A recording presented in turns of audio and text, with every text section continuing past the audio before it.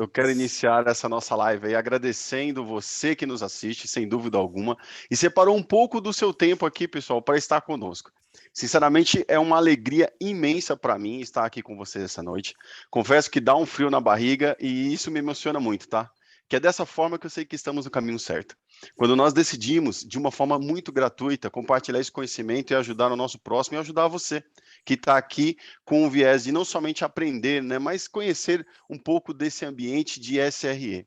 E isso também só está sendo possível pelas palavras aí que nós tivemos do idealizador da T-Exames, o Flávio. Flávio, mais uma vez, sem dúvida alguma, nós só temos que agradecer a sua parceria, agradecer essa oportunidade, né, e essa amizade que a gente tem feito ao longo desse ano. Isso foi muito importante. E, galera, vou dizer para vocês como é bom você falar de algo que realmente vive, que realmente gosta, que hoje eu confesso para vocês, eu queria que você já começasse essa live nossa aqui, essa transmissão, né, essa aula que a gente vai estar disponibilizando aqui com vocês, ou participando aqui com vocês. Não venha com viés muito técnico, muitas coisas, a gente vai falar bastante de algumas coisas técnicas, mas a gente quer ajudar você. Esse é o principal objetivo.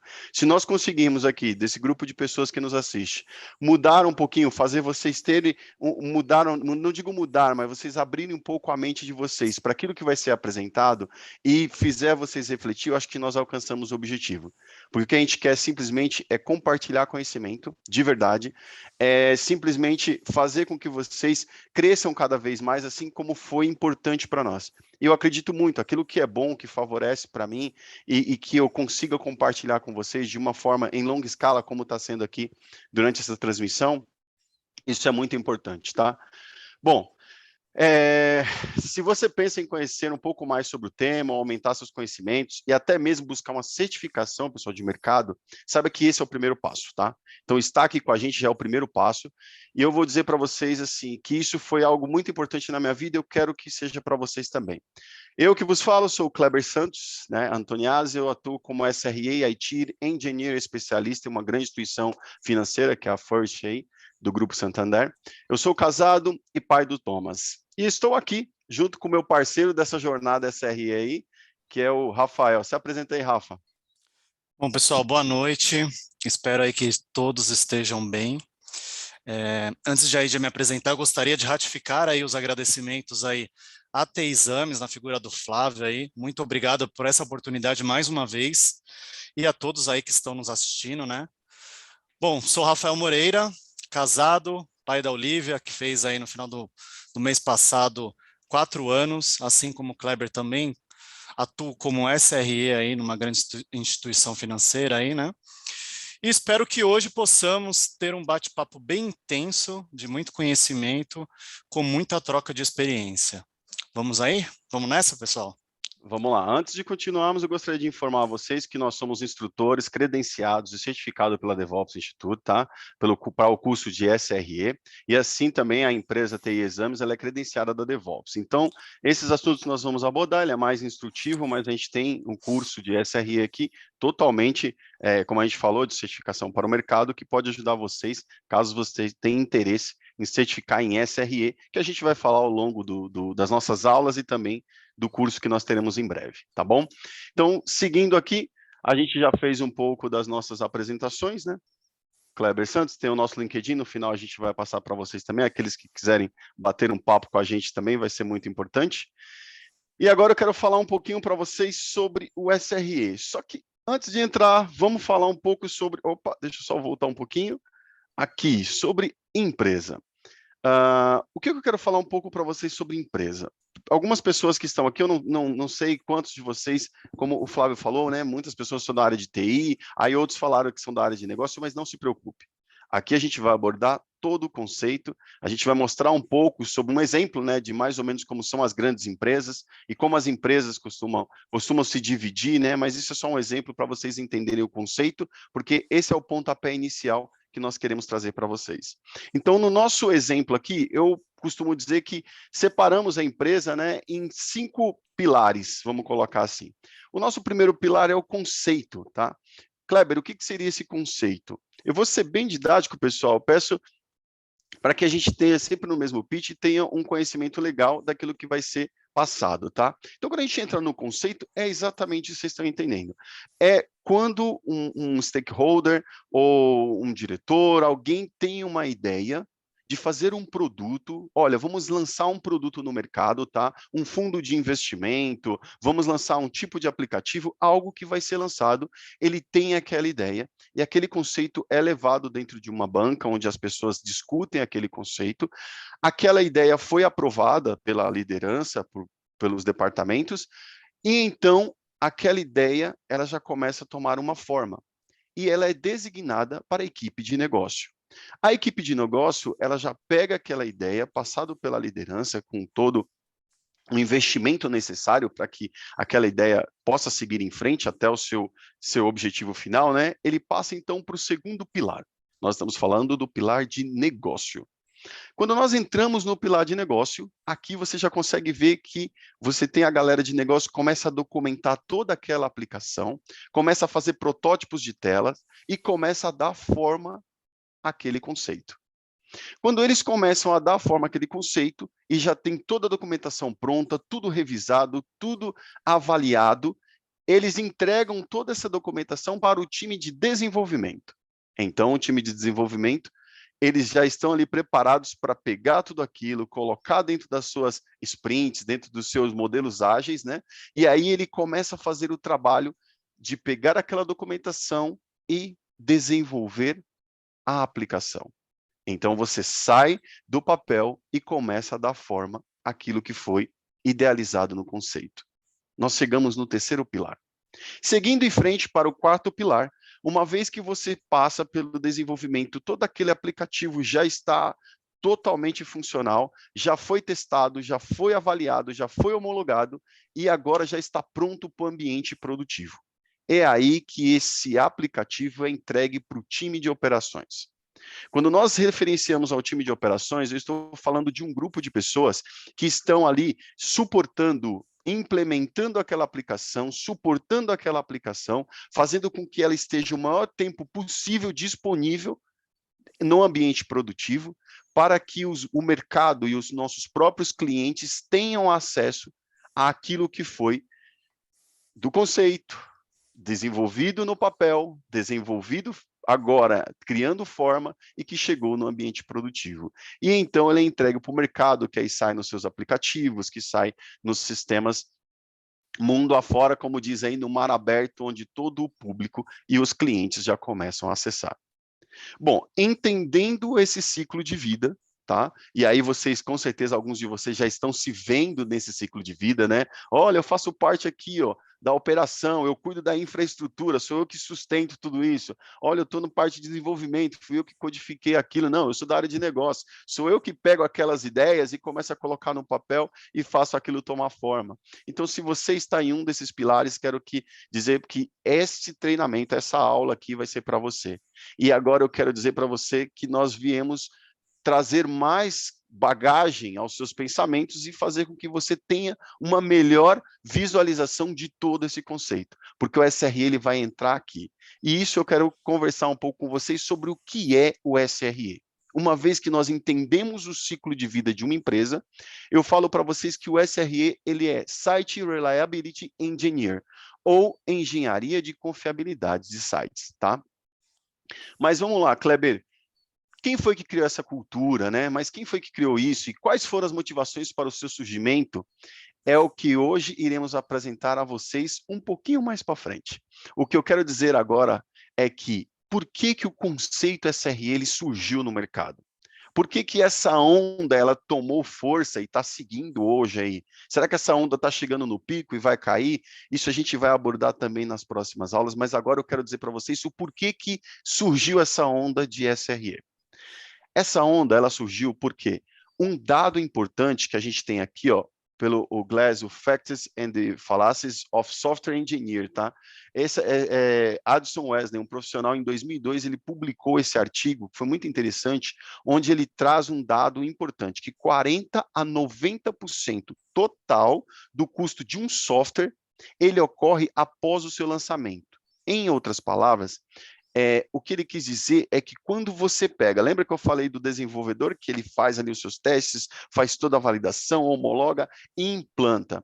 Muitas vezes, quando ele faz a implantação e joga para o time de operações, que é aquele time que sustenta, sabe aquele help desk ou aquelas pessoas que recebem o chamado do cliente reclamando porque a aplicação está fora, todo esse time de operações, quando é implantado e essa aplicação ela não foi, ou ela sofre algum colapso, um incidente, como nós costumamos referenciar, o que quer dizer aqui nesse ponto que eu estou trazendo para vocês? É que muitas vezes, quando você implanta uma aplicação, o custo, os problemas que acontecem por falta de muitos testes, muitas outras validações, ou por problemas de correr muito com aquela implantação, porque às vezes você não pode perder ali o timing, né, de mercado, você tem que correr muito, porque muitas vezes é uma aplicação que tem uma demanda legal, como a gente fala, né, que o Banco Central ele determina, ou é uma oportunidade de mercado, porque se eu tenho que ser o primeiro a lançar, porque senão o meu concorrente pode ter aquela visão que eu tive, e aí eu perco o time de negócio ali, daquele momento, né, o time to market, eu perco isso. Então, por eu correr com tudo isso, às vezes eu acabo deixando muitas coisas para trás, e quando isso chega em produção, acontece o maior problema, que é os incidentes, as falhas. E eu volto a lembrar, se você, eu vou tentar contextualizar e trazer um exemplo mais simples para você que nos assiste.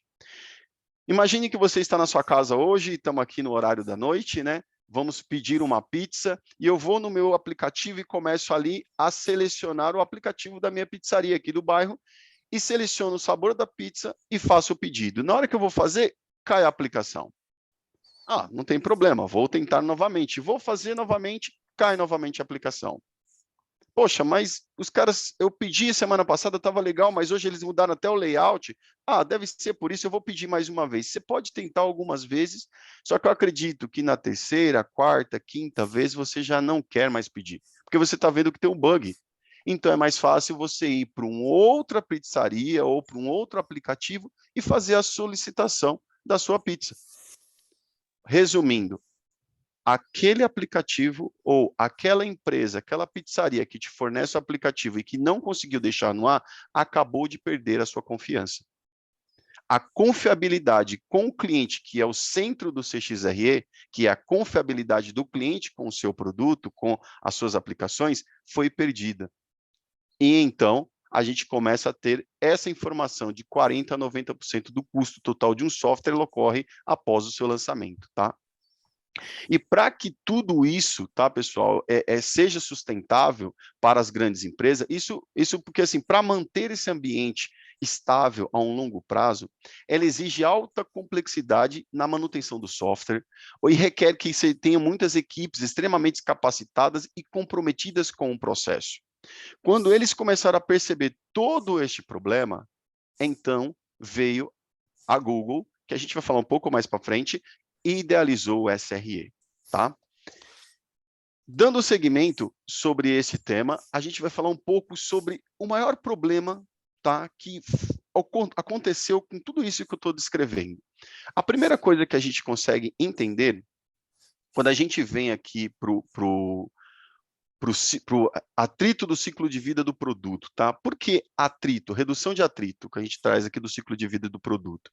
Quando a gente tem aquele conceito que eu passei para vocês, no modelo, o que ocorre na maioria dos casos, tá? Quando você tem atritos, é que os incentivos com cada departamento desse, tanto o departamento de negócio, o departamento de desenvolvimento, operação ou mercado, muitas vezes eles não estão muito alinhados.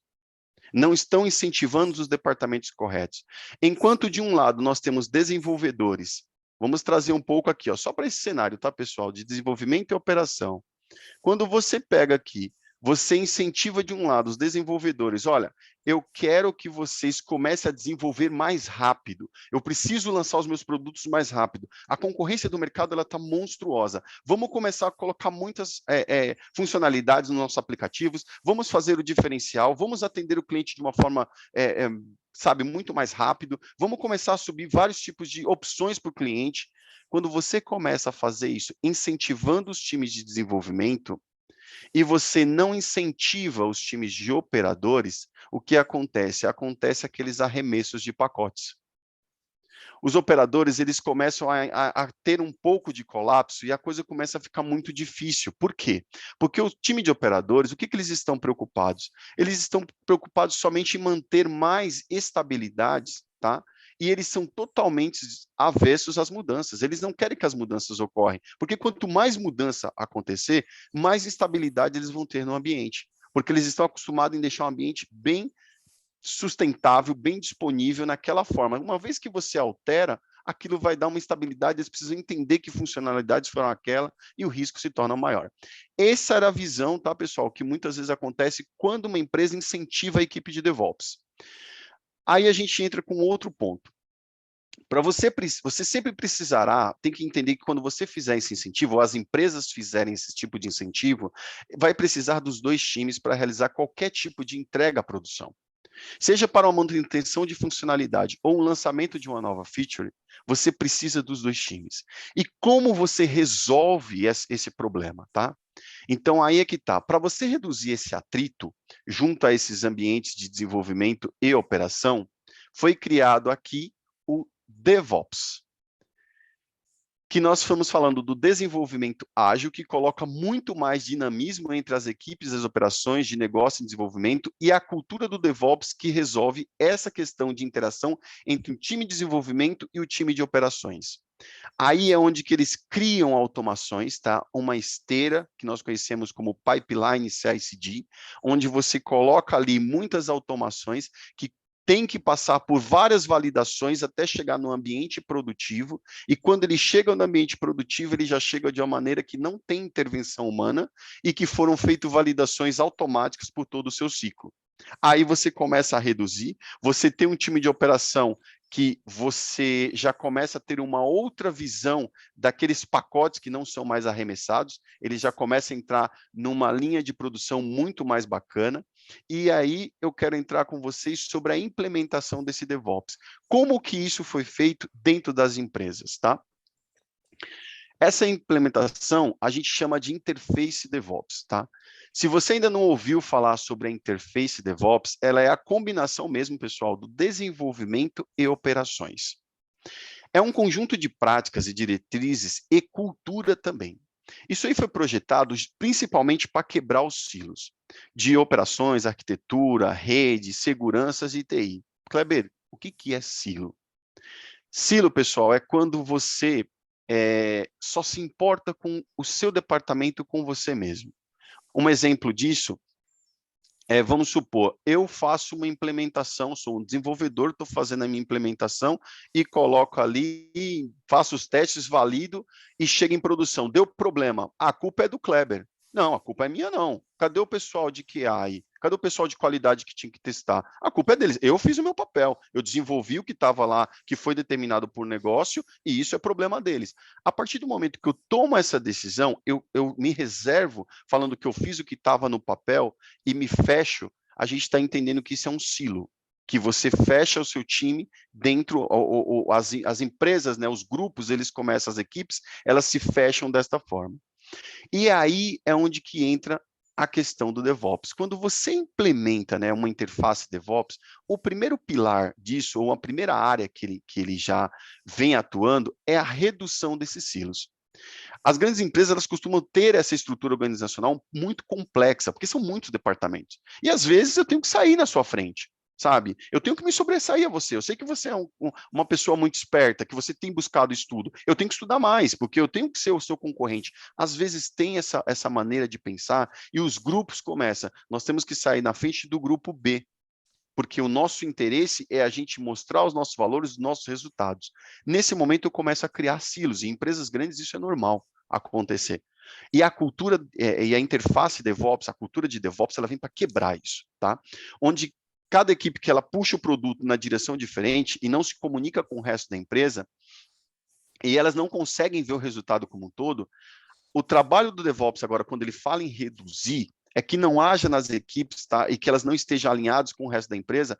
A ideia é que eles minimizem esses grupos, fazendo uma visão compartilhada.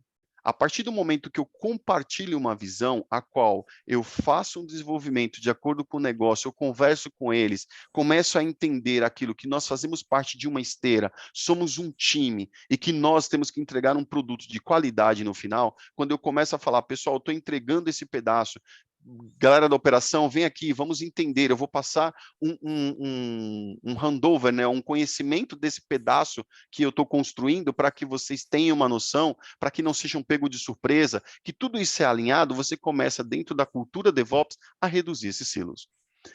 Um outro ponto, pilar, é aceitar a falha como normal.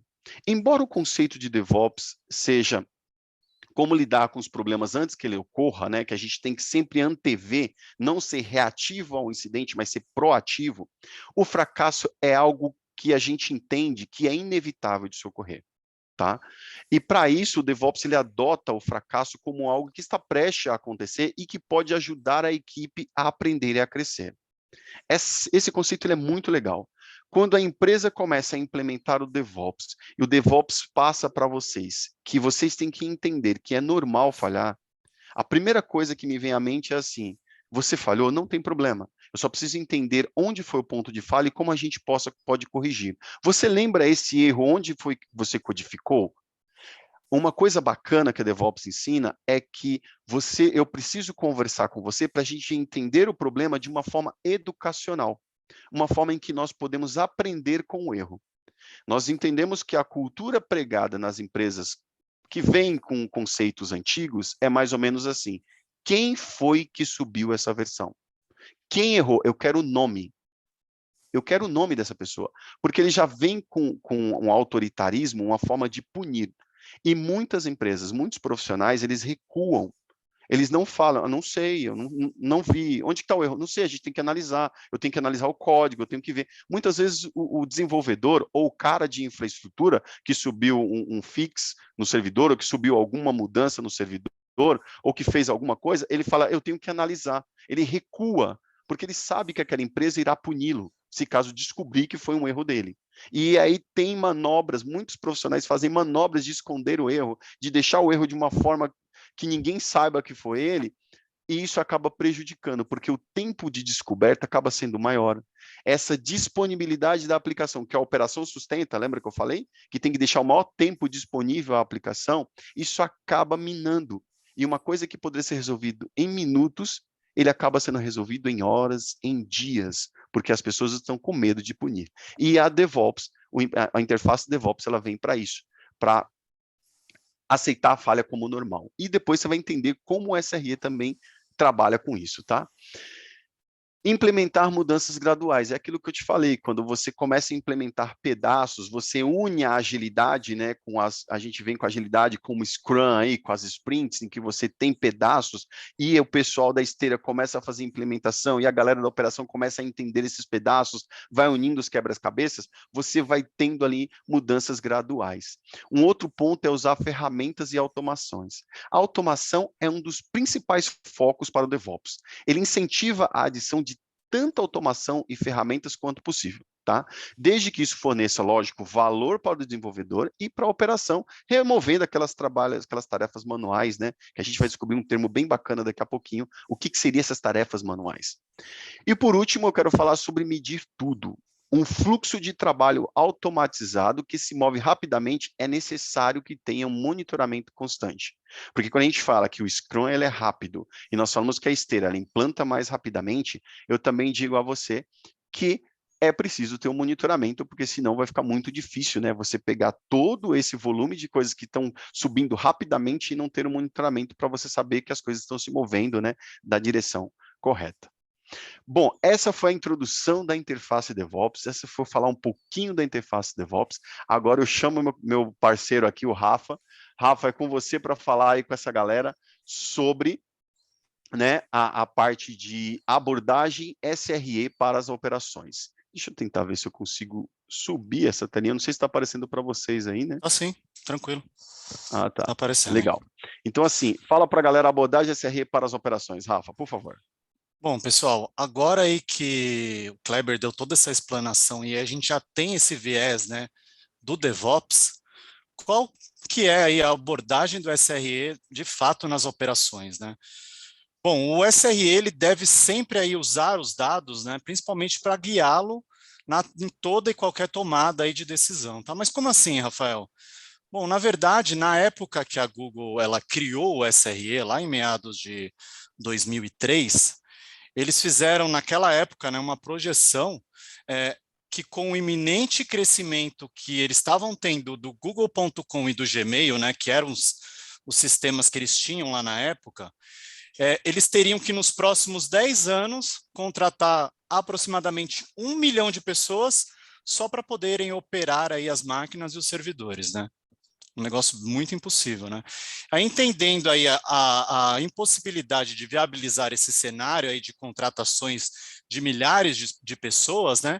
Eles passaram esse problema, né, para um time de engenheiros de software, que por sua vez criaram scripts, né, contendo aí diversas rotinas para executar tarefas que normalmente são realizadas, né, eram realizadas por sysadmin. E aí, com isso, a partir daí, né, eles começaram a contratar mais pessoas motivadas aí em escrever código e aí conseguiram aí, por exemplo, escalar, dar vazão aí nos procedimentos que antes eram realizados manualmente e por um procedimento agora totalmente automático. Bom, com isso, né, eles conseguiram reduzir aí toda a intervenção, né, humana, né, nos processos, que era o principal motivador lá para aquelas contratações serem realizadas, né, diminuindo aí principalmente o esforço operacional, aumentando aí a produtividade das equipes e principalmente conseguindo projetar, por exemplo, arquiteturas de serviços mais confiáveis e resilientes. Então foi com essa visão aí, dentro desse cenário que eu acabei de passar para vocês, né, que foi criado o SRE, né, passando um problema aí de operações para ser resolvido por um time de engenheiros de software, né, e aí até vem aquela frase famosa aí para quem já segue SRE, já leu alguns artigos aí do Ben Trainor, né, idealizador aí do SRE, que fala que é justamente o que ocorre, né, quando você coloca um dev para fazer trabalho de operação, né, todo esse processo aí de pensar em criar scripts, né, com todas as rotinas lá que os operadores faziam, né.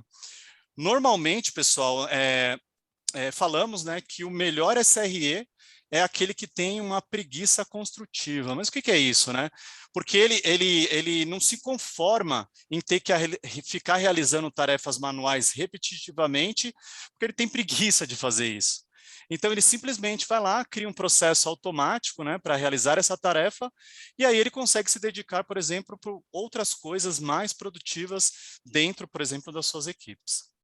E aí a gente entra aqui num tema bem discutido na SRE, né, que o Kleber até comentou ali anteriormente, que é o toil work, ou trabalho exaustivo aí, né, que a gente fala. São todos aqueles trabalhos manuais, repetitivos, geralmente, né, desprovido aí de valor a longo prazo, tá? E que na maioria das vezes a gente não gosta de fazer, o SRE não gosta de ficar fazendo aquele trabalho. E aí, o que nós, como SRE, fazemos? A gente vai lá e automatiza, pessoal.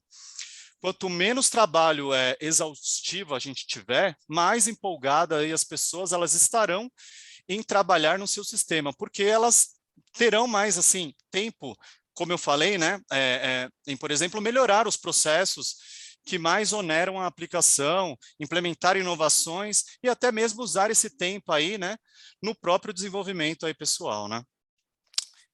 E aqui a ideia é transformar aí tudo que é toil em scripts, né, automatizáveis, né?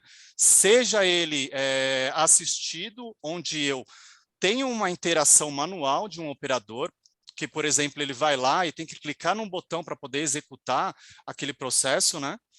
Ou totalmente automatizado, que é o caso de self-healings, autocura, que são estimulados através de um gatilho.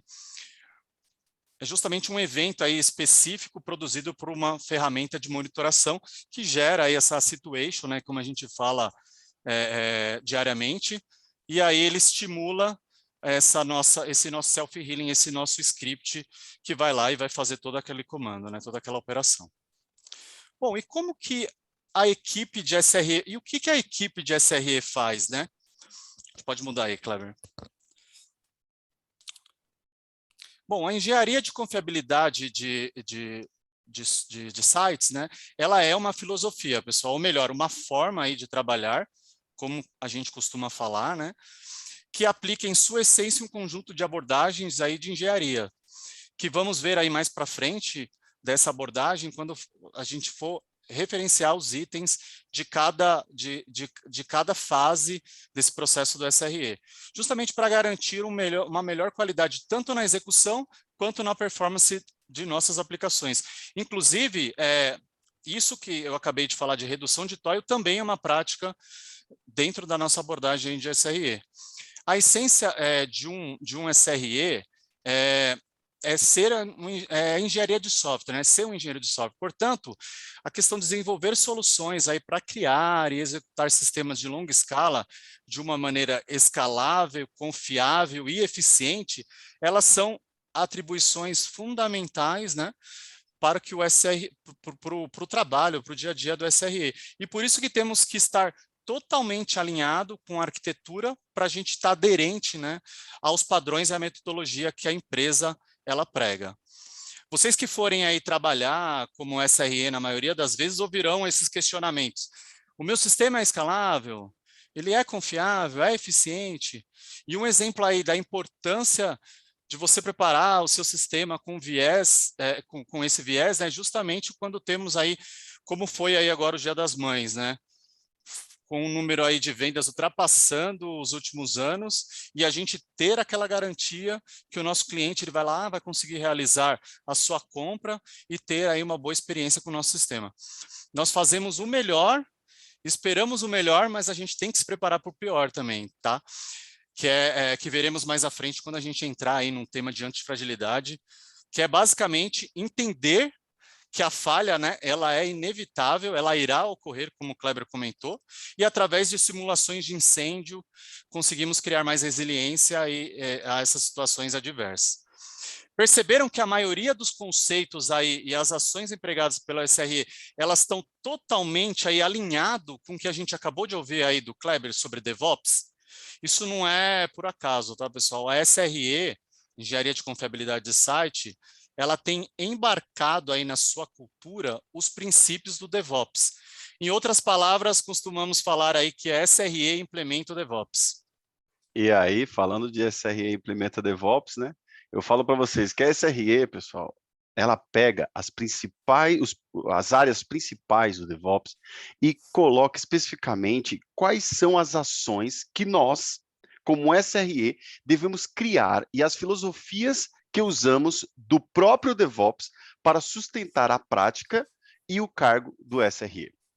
Resumindo, ele tem, como falei, a cultura DevOps embarcada, mas customiza alguns conceitos e práticas justamente para atender a necessidade do SRE. Essa é a parte mais legal. Essa é a parte que eu queria que vocês também dessem um pouquinho de atenção aqui, porque vai ficar bem evidenciado, tá? Quando colocamos as duas filosofias, ela sobreposta, como está aqui na tela para vocês, tá? Então, em vermelho, a gente vai estar destacando um pouquinho a cultura DevOps, e em preto o SRE. E eu vou explicar para vocês agora.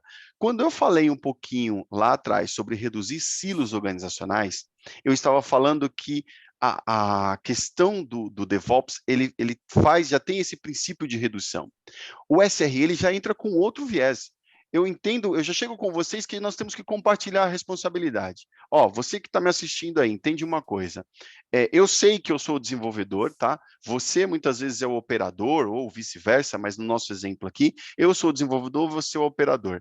Lembra do meu exemplo que eu falei que eu desenvolvi um aplicativo, só que se está errado aí na produção, foi porque o cara de negócio me fez a documentação e eu fiz do jeito dele, então não é um erro meu?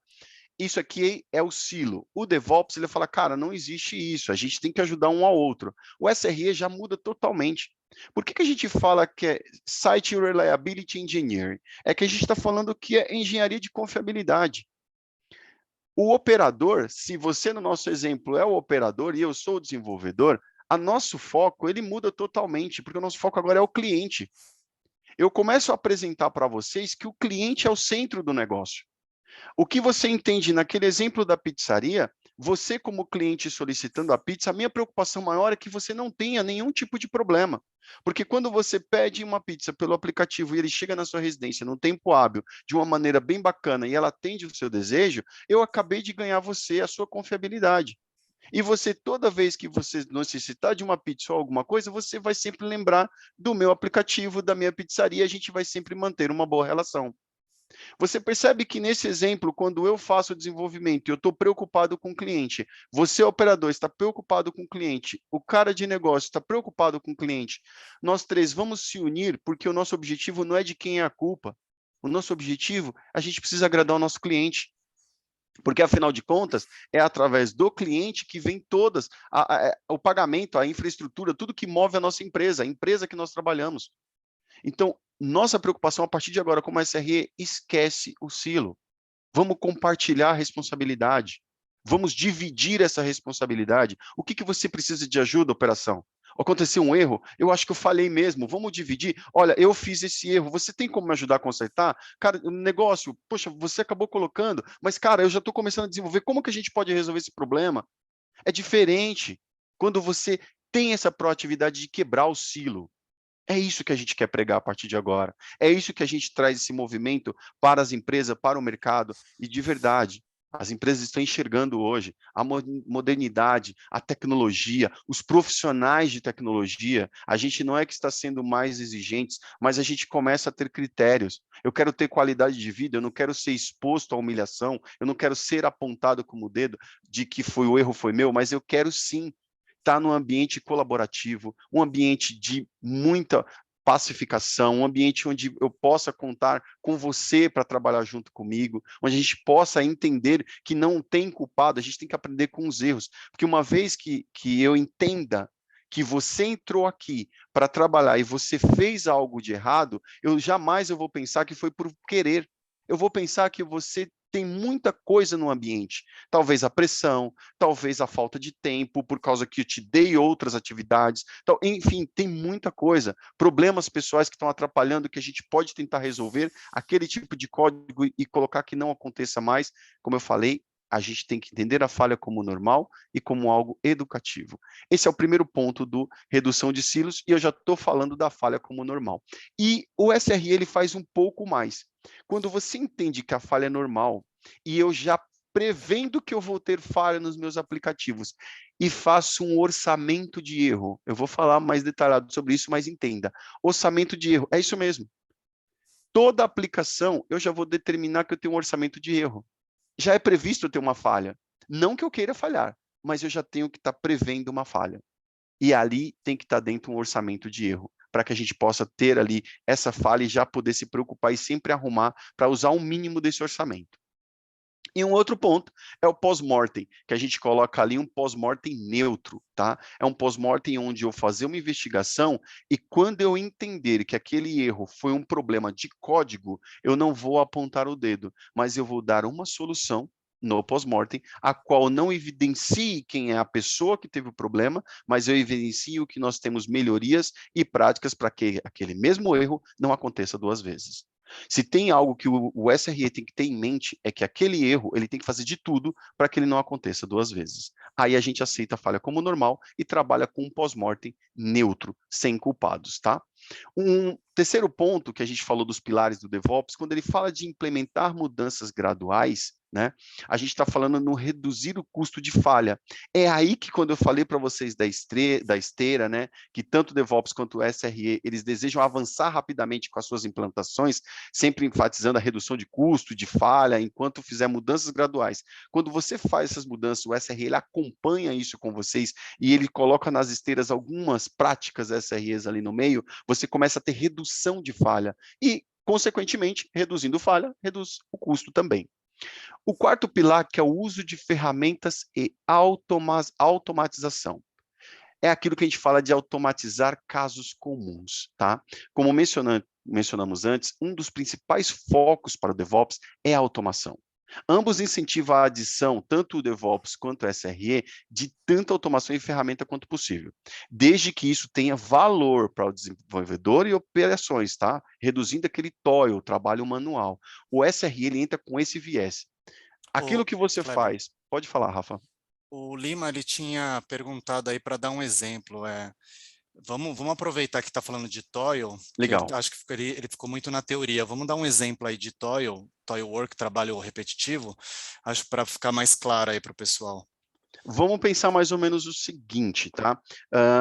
Eu geralmente uma aplicação ele tem uma sobrecarga por um momento um volume que veio, né? Eu estava prevendo aquela minha aplicação, ela começa a ter um volume de transação, o meu serviço ele começa a ter um pico de CPU ou de memória e ela trava.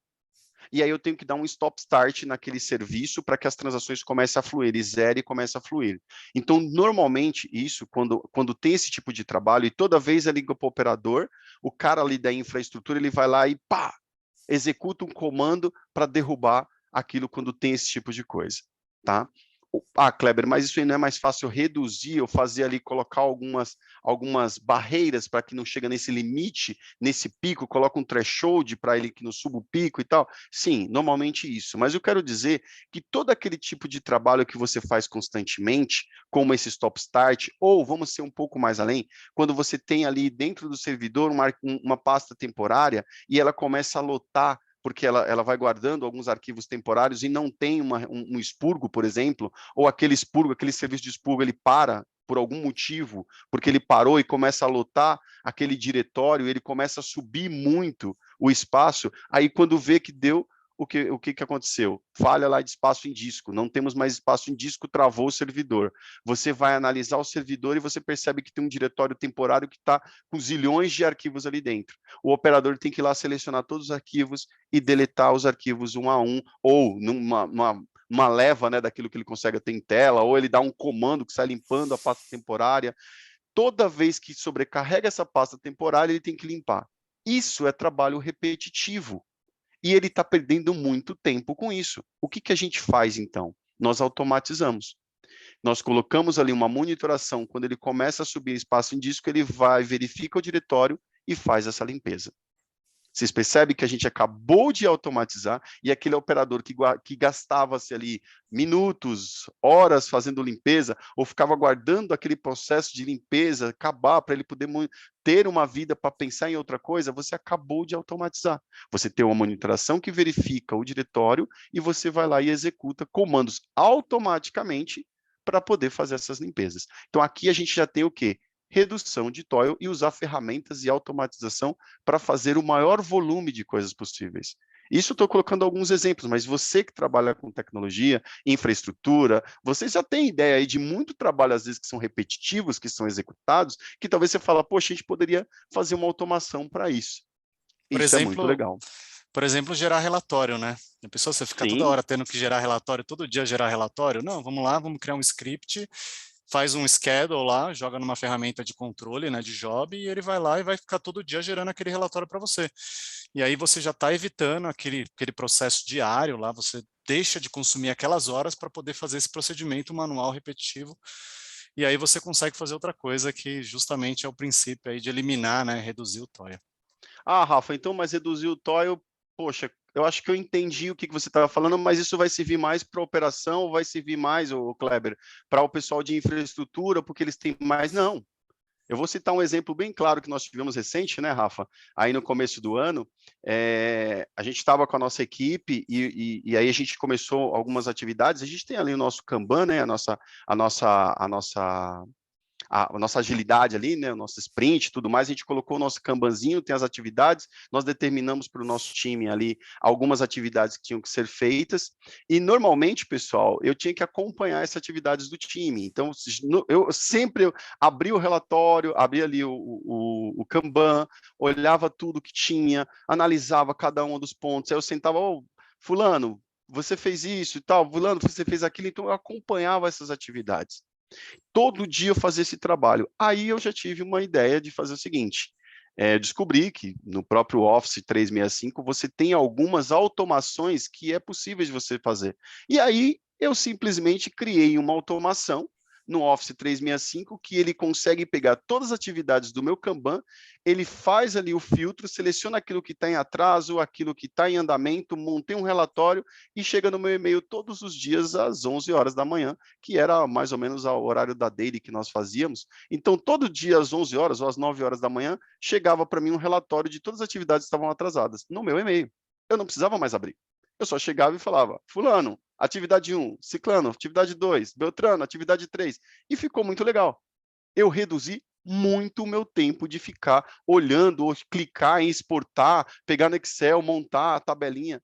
Às vezes você é de agilidade e fala, poxa, Kleber, isso aí só serve para outro departamento. Não, às vezes na sua área, você que trabalha com agilidade, você pode reduzir também o seu trabalho, ganhar mais tempo para seguir adiante, tá bom? Espero ter respondido a pergunta aí, Lima, e vamos seguir. Pode continuar, acho que o Rafa vai estar olhando, eu não consigo ver aqui, tá? Devido a estar apresentando, mas vocês podem perguntar que a gente vai estar aqui podendo responder à medida do possível. E por último, o medir tudo. Essa é a parte mais bacana, quando você começa a medir a confiabilidade e o trabalho exaustivo. Olha, essa parte é muito legal, porque aqui a gente já entra no âmbito de quando você tem uma opção de medir todo o trabalho que está sendo feito do time de desenvolvimento, operações, e a questão da produção, isso é legal porque nós entramos num mundo de observabilidade e monitoração. E é aqui que a gente fala um pouquinho sobre SLO, que é objetivo de nível de serviço. Nossa, Kleber, são muitas palavras, né? Mas o que eu quero dizer para vocês é que a gente já começa a ter ferramentas SRE, que nós começamos a implementar dentro do ambiente de desenvolvimento, operações e a produção, tudo ali, e que você começa a ter uma visão de tudo que está se passando. Dentro de uma esteira pipeline, ali dentro do pipeline CI/CD, dentro isso aqui já é um pouco o termo do DevOps, tá? Que é quando você constrói toda a sua aplicação, você coloca ela lá dentro da sua esteira num Git, numa ferramenta que você tem de controle de versão, você aperta no botão, ele sai instalando todos os ambientes de homologação, de produção, enfim. Essa é a esteira que a gente costuma, só que nesse meio termo, existe alguns softwares, algumas aplicações que vão fazendo testes para que reduza o maior número de erros da sua aplicação até chegar no ambiente produtivo. Isso aí é uma esteira, né, que a gente chama de CI/CD. Tá? E isso foi implementado pelo DevOps. Dentro disso, o SRE ele começa a implementar barreiras ali dentro que vai validando. Como eu quero dizer para vocês a questão da antifragilidade e engenharia do caos. Agora eu quero chamar o Rafa para falar um pouco sobre isso, sobre antifragilidade e engenharia do caos, que é um item muito bacana, que eu acredito que vocês vão curtir muito. Rafa, você está com a gente ou você caiu? Deixa eu ver o Rafa. Acho que ele deve ter tido algum problema lá, mas não tem. Então, deixa eu seguir aqui para vocês, tá? Então, pessoal, ficou claro para vocês as questões do SRE implementa o DevOps? Isso aqui é algo muito legal, porque você já começa a ver a visão do DevOps com SRE, a junção dos dois, que eles são realmente andar em pares ali, é muito legal essa parte. E quando a gente entra aqui na antifragilidade, tá? O termo antifragilidade, ela é uma habilidade comportamental que vai além da resiliência. Ela consiste em tornar o ser frágil ainda melhor, mesmo depois de situações adversas, improváveis ou imprevisíveis, tá? Com a SRE, o DevOps e a antifragilidade, o objetivo ele é claramente reduzir o risco e ser capaz de criar mais previsibilidade, tá? O objetivo dele é que você tenha mais previsibilidade do que vai acontecer no futuro. Então, você tem que tornar o seu sistema antifrágil. Então, isso tem a ver mais com a compreensão da desordem, como usá-la ela a seu favor, tá? Então, vamos supor assim, aprender com o fracasso ajuda você a entender por que as coisas quebram, como consertá-las e evitar ou minimizar que as mesmas coisas quebrem novamente. Ao executar sistemas distribuídos em grande escala, você compreende que é possível a desordem e que ela pode ocorrer e ajudar a tornar esses sistemas mais robustos e resilientes. Quando a gente fala um pouco de antifragilidade, pensa no seguinte, eu construí uma aplicação, e aí, de repente, eu coloco ali naquela aplicação, coloco ela para rodar, e eu começo a desligar a rede, começo a derrubar um serviço, começo a derrubar uma coisa, começo a derrubar outra, e de acordo com o que eu vou derrubando, eu quero saber o comportamento da minha aplicação. Como que ela vai se desenvolver? Como que ela vai suportar? O que acontece quando isso derrubar de vez? é esse tipo de coisa, quando a gente fala da antifragilidade, é nesse ponto que eu quero entrar para vocês, que é legal você poder fazer com que o sistema seja mais resiliente e mais robusto. São testes que você, vamos colocar assim, ataques que você faz a sua própria aplicação num ambiente de teste para saber como que ela funciona. Rafa, quer falar um pouco de combate a incêndio aí e engenharia do caos, ou eu posso seguir por aqui no pitch? Desculpa, pessoal, acabou caindo minha internet aqui. Problemas técnicos, desculpa. Sim, claro que eu quero. Você comentou sobre o combate a incêndio. Eu falei sobre antifragilidade, agora estamos no combate a incêndio legal. e Então engenharia vamos do lá. caos. Vamos lá, pessoal. Desculpa aí, vamos voltar aqui. Bom, a gente tem dois grandes contextos aí dentro da antifragilidade, né? Um o primeiro aí é o combate a incêndio, onde a gente faz aqueles exercícios de simulação baseados aí nos princípios do PCN, né, o nosso plano de continuidade de negócios, e também em cima da recuperação de desastres, nosso disaster recovery. Aqui se tem um roteiro aí, todos se concentram em examinar, a gente se baseia a simulação de incêndio em um roteiro, onde todos aí têm que examinar o que acontece quando algo dá errado, através aí de vários testes, tanto coisas técnicas quanto não técnicas, e assim possam criar aí vários procedimentos para que o serviço se restabeleça novamente quando aquele problema ocorrer, né? Esteja aí disponível novamente. É justamente a gente garantir, né, que uma empresa ela possa continuar operando mesmo em algum problema, em uma adversidade. E aí, em contrapartida, a gente tem aí a engenharia do caos, né? Que também é um termo, que foi um termo bastante divulgado aí lá no início pela Netflix. Ela vai além dos exercícios aí de simulação de incêndio, é formalizada aí com uma prática efetiva de engenharia. Ela é uma disciplina para fazer experimentos em um sistema de software em produção. A gente está vendo aí vários movimentos em laboratórios, inclusive de caos, que vão fazendo esses testes em ambientes não produtivos para a gente chegar em produção e lá já ter um ambiente mais estável, né, fortalecido com relação a esses problemas. E justamente a fim da gente conseguir criar confiança na capacidade. Acho que ele está com problema. Continua, Rafa, que dá uma travadinha aí. Deu uma travada aí? Isso, Tá vai lá. ok agora? Tá ok. Bom, aí como eu falei, a Netflix ela foi uma das pioneiras aí desse movimento de antifragilidade. A gente conhece aí a maioria das pessoas que conhecem esse termo antifragilidade, sabe das ferramentas, do conjunto de ferramentas, né, que se chama Exército Símil.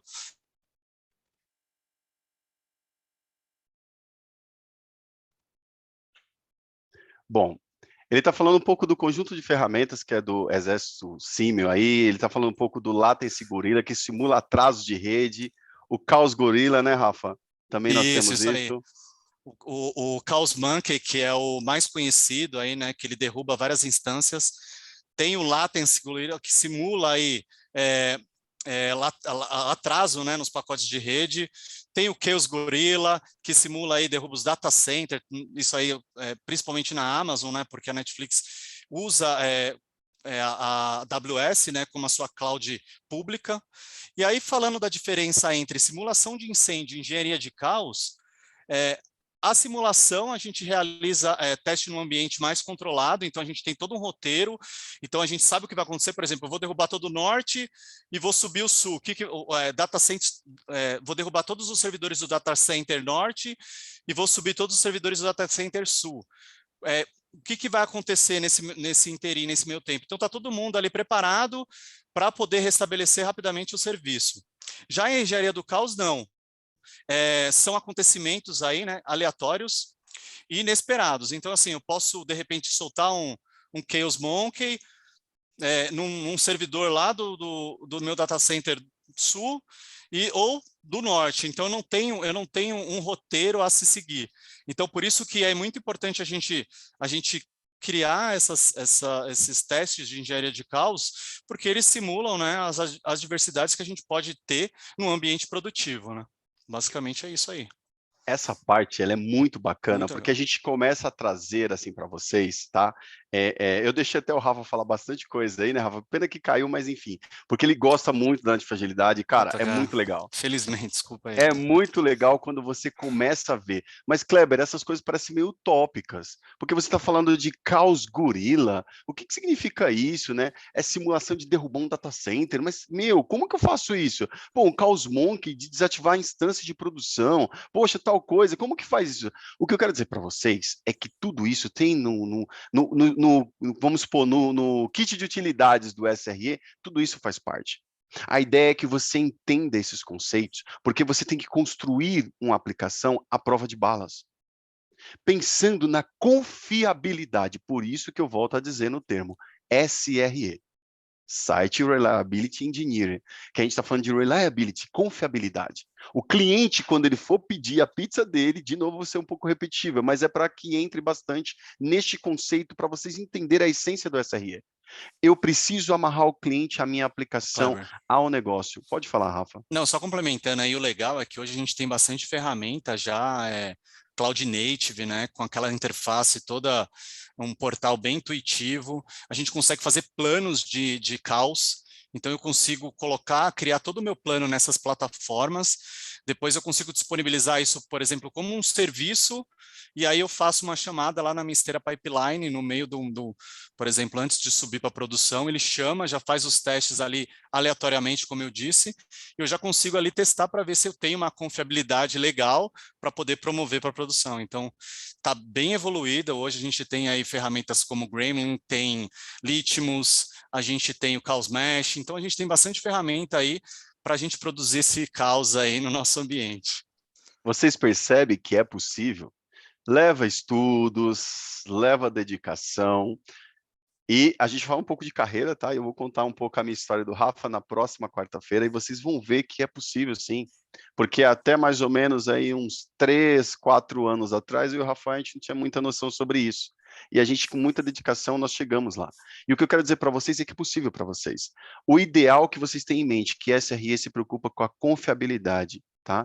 E quando a gente vem para a confiabilidade, eu vou trazer para vocês de como medir isso. Kleber, como que a gente mede confiabilidade? De novo, quando a gente volta na falha, eu trago para vocês que na minha aplicação eu já coloco um orçamento de erro. Eu tenho um orçamento. É possível, pessoal, de 100% de disponibilidade que a minha aplicação, vamos supor, as pessoas pensam que deveriam ter, né, ou 99% de disponibilidade, eu já quero deixar que 2%, 3%, 5% é negociado isso junto com o time de negócio, com o SRE, a gente negocia para ter um orçamento de erro. Olha, entenda, é possível ter falha sim, tá? Então eu quero que você entenda que a minha aplicação, eu vou fazer ela à prova de balas, eu vou colocar antifragilidade, eu vou colocar um monte de coisa, mas ela é possível, porque falha é possível acontecer. Não vou condenar as pessoas e a gente está trabalhando com isso.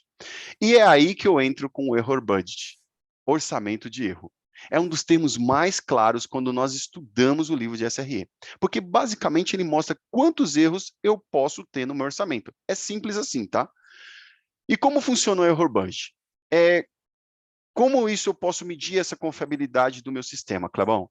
Vamos lá. As aplicações elas precisam ter confiança, ou melhor, confiabilidade.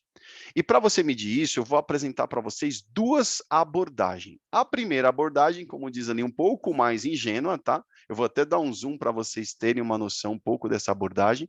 Quando a gente fala aqui da abordagem ingênua, você pega o tempo bom, divide pelo tempo total do serviço e assim você consegue a disponibilidade da aplicação, que é uma fração de tempo que o seu serviço está disponível e funcionando.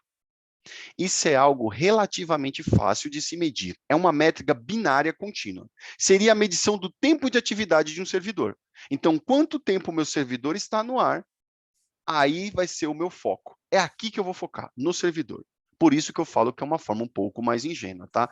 Não é a forma ideal, Kleber? Não. A forma ideal que eu entendo como SRE é essa que eu vou apresentar agora. A abordagem mais sofisticada.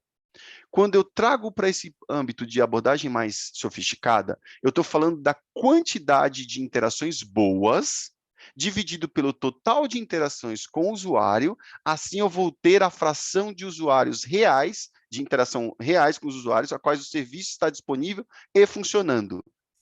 Uma dica importante. Vocês percebem que no exemplo anterior estávamos focando no servidor, agora o meu objetivo é focar no usuário, focar nas interações boas com o meu usuário. Recentemente, nós tivemos uma informação, tá, de um determinado serviço ali que alcançou um recorde de 5.000 transações por segundo. Isso foi um feito excepcional para o volume de transações na visão de infraestrutura e negócio. Você já imaginou? 5.000 transações por minuto, por segundo? Meu, tá voando o nosso aplicativo, o nosso produto, não é isso? Mas como SRE, eu não posso me empolgar com esse número. Sabe por quê? Porque existem outras coisas a se avaliar. Por exemplo, nessa abordagem sofisticada, dá uma olhada. Eu vou perguntar, esse total de interações, que é 5.000 que nós tivemos por segundo com o usuário, esse é o total de todas as interações? Eu consigo saber quais foram as minhas interações boas e quantas dessas 5.000 tiveram erros? Vocês estão percebendo que começa a quebrar isso? Para o negócio, 5.000 por segundo pode ser uma maravilha, mas para mim eu posso ter 4.900 com erro, que não vai valer de nada.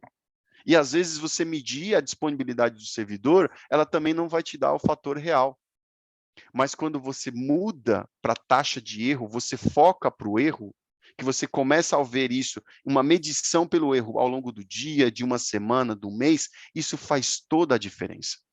Então, aqui você lida bem com o serviço de requisição e resposta distribuída, tá? E também porque se um servidor recebe solicitações, não importa se ele está offline ou online. Se um servidor está inoperante e os demais dão conta do recado, isso não afetará a sua disponibilidade. Em outras palavras, eu tenho 10 máquinas operando, tá? Para aquele meu aplicativo. De repente, eu tenho um load balance ali no meio, 2 máquinas caíram. Ficaram com 8 máquinas. Essas 8 máquinas, o load balance, ela percebeu que houve queda e direcionou para as outras. Vocês percebem que caiu os servidores? E para mim, ele leva alarme, mas para o cliente, ele foi solicitar ali o seu pedido, ou foi fazer o seu investimento, ou foi usar o aplicativo, e ele não teve disponibilidade, porque as suas transações estavam sendo direcionadas para servidores que estão ativos? Resiliência. Então, a resiliência. Você começa a direcionar isso de uma forma, uma abordagem mais sofisticada. Desta forma, com transações boas com os seus usuários, você consegue medir a confiabilidade da sua aplicação. Espero que tenha ficado um pouquinho claro para vocês, tá? Seguindo aqui, agora eu vou entrar num ponto muito importante. A tabela de confiabilidade. Essa tabela aqui, pessoal, ela é excelente. Ela informa o nível de confiança do seu sistema no intervalo de não confiabilidade permitido. Hoje em dia, é normal quando a gente fala em confiança, né, em confiabilidade. Mas quando você fala em não confiabilidade, eu confesso que é uma palavra meio complicada de se ouvir. Mas eu quero dizer para vocês aqui que quando você pensa em confiabilidade, é um nível de confiança mesmo da relação entre o seu cliente e o seu sistema. Vamos dizer que o seu sistema, ele tem um nível de confiança de 99,5%, tá? De disponibilidade, de confiança. Você tem ali, ó, 99,5%. Isso quer dizer que no ano, pessoal, você pode ter 1,83 dias, sua aplicação pode ficar inoperante. 10,8 horas no trimestre, ela pode ficar inoperante. Por cada 30 dias, você pode ficar no máximo 3,6 horas inoperantes.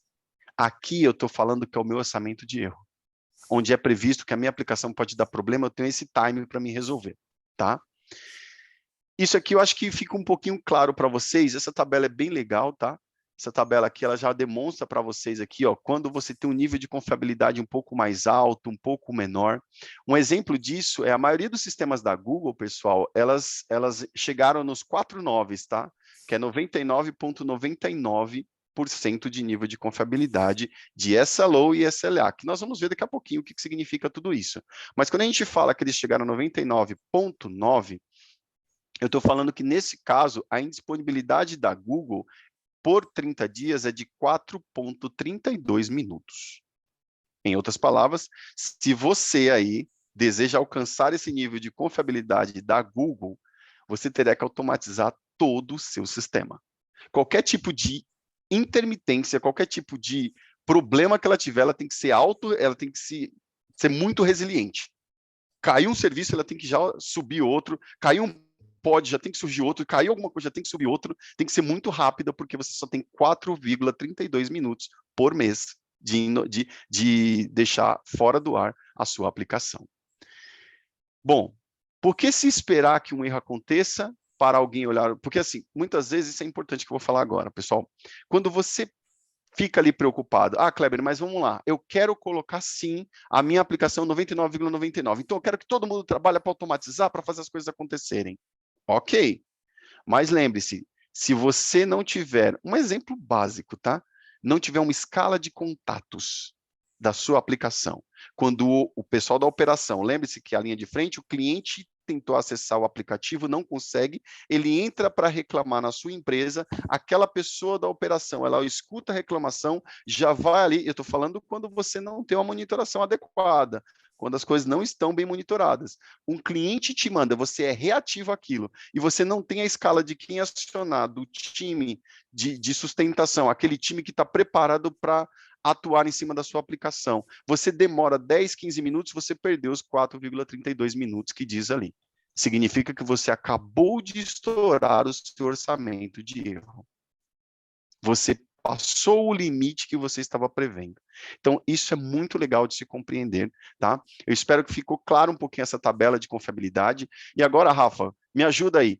Por que essa tabela não tem 100% de confiabilidade? Porque 100% é o que todo mundo olha. Eu quero que a minha aplicação tenha 100% de confiabilidade.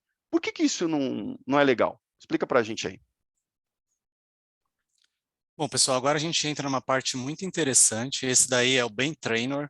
Eu falei lá no começo, né, daquela frase falando que deram um problema, um problema operacional para o pessoal de desenvolvimento resolver, né? E agora ele veio com uma outra frase, essa daí mais emblemática ainda, né? Que é justamente quando ele fala que 100% é a meta de confiabilidade mais errada para praticamente tudo. Aí vocês devem estar se perguntando, mas como assim, Rafael? Eu não posso ter 100% aí de confiabilidade do meu sistema? Pode, mas geralmente não é viável, tá, pessoal? Porque para a gente obter 100% de confiabilidade da nossa aplicação, ela vai exigir um custo exponencial, ou seja, quanto maior for o seu objetivo, maior será o seu custo, com infraestrutura, com desenvolvimento, com operação, e nem sempre o retorno vai ser tão alto assim, entendeu? Então, às vezes você vai, para conseguir aquele 0,0001%, né, para você ter o 100%, aquele custo não vai valer a pena.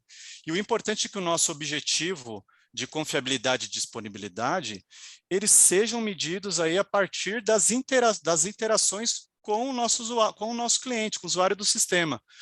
Portanto, se o sistema ele está indisponível, mas o seu usuário ele não notou, ou melhor, não afetou o dia a dia dele, não tem problema, porque isso não vai estar afetando a questão do meu SLO, que a gente vai apresentar daqui a pouquinho. Então, se a sua meta de confiabilidade é aquela que vai permitir o seu sistema opere com falhas, porque como falamos aí, né? Falhas, elas vão ocorrer, é inevitável que elas normal, né, vai ocorrer, mas desde que não afete o nosso nível de confiabilidade, que é o nosso orçamento ali, a gente pode trabalhar normalmente com essa margem de erro, tá? Principalmente aqui, fica o recado, desde que não afete a experiência do nosso cliente. Aí a gente vai entrar um pouquinho aqui na questão aí, pode até mudar, Clebão, na questão da tabela aí que o Kleber comentou, né? Naquela tabela de orçamento de erro, praticamente, porque é o inverso, né? Ele mostra quanto você vai ficar indisponível, né? Seria a taxa de erro, né? Permissível, porque ele comentou da importância, né? Porque tem um objetivo do nível de serviço que seria a confiabilidade e disponibilidade, mas, pessoal, quem que é que define isso, né? Qual é o percentual que eu tenho que usar, né? São só os SREs? Não, né? Porque, por exemplo, se fosse somente os SREs, imagina, eu garanto para vocês que ninguém ia querer 100%. Eu, particularmente, não ia querer, sei lá, no máximo 80, 90, por exemplo. E esse é um ponto interessante aí, essa questão do orçamento de erro e do SLO, que é uma linguagem aí que precisa ser comum dentro de toda a empresa, não somente os SREs, tá? Mas também os times de negócio, desenvolvimento, até o pessoal lá da diretoria. Porque essa meta a ser alcançada aí de confiabilidade é algo que todos os times devem conhecer, inclusive saber como que é calculada para poder responder aí quando for perguntado. Mas para fazer isso, você deve ter aí um monitoramento bem ajustado. A gente está falando aí com uma observabilidade aí bem precisa, para que a gente consiga medir tudo, o tempo do uptime real, os ciclos de controle, justamente para a gente usar aí esse orçamento de erro quando necessário. Por exemplo, você sabe que a cada 30 dias ou 4 semanas exatas, quantos erros aí você pode ter no seu serviço? Que era mais ou menos aquilo que ele estava explicando, né? Aquela tabelinha. Se sua meta de disponibilidade, por exemplo, for 99,5%, você terá 0,5%, né, de orçamento de erro, que é aquele período que a gente pode estar fazendo os testes e trabalhar em cima dele. Bom, agora vem a parte bem legal que eu gostaria que vocês prestassem muita atenção. O que é toda essa sopa de letrinhas aí que a gente está falando aí, que a gente não parou para explicar. Inclusive perguntaram aí no chat, né, se é SLA, o que é isso, o que é SLO.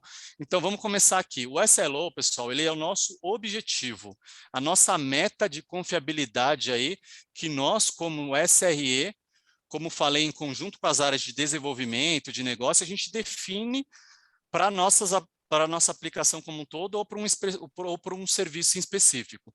Ele é medido principalmente em percentual, a partir do indicador, né, que conhecemos aí por SLI, que é indicador do nível de serviço.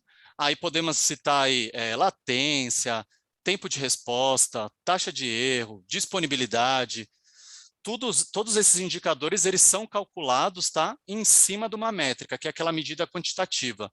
O papel do SRE, nesse contexto, é ele conseguir, junto com os times, encontrar quais são os melhores indicadores para a gente conseguir fazer uma medição o mais assim precisa possível e que reflita principalmente a experiência do usuário, para a gente poder ter essa precisão se realmente está afetando aí o nosso cliente. Para vocês terem uma ideia, a Catchpoint, né, que é uma empresa americana que mede essa experiência digital aí dos clientes perante as empresas, inclusive ela faz esse estudo para a Google, ela levantou lá no final de 2020 que o indicador mais usado aí por a maioria das empresas era o indicador de disponibilidade. E realmente, pessoal, conversando aí com SREs aí de outras empresas, como a gente costuma fazer benchmark, realmente disponibilidade assim é o top 10 aí entre os indicadores mais escolhidos, né, para se medir aí o nosso percentual de confiabilidade. E aí, fechando, a gente tem o SLA, eu acho que esse daí é o mais conhecido, que é o acordo aí de nível de serviço, o nível de serviço e suas consequências, né? O SLA, ele vai ser o SLO aí, mais um limite interno com as consequências.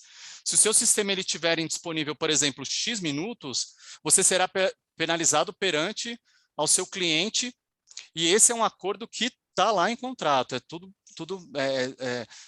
acordado, né, previamente, antes da gente começar a fazer essa medição.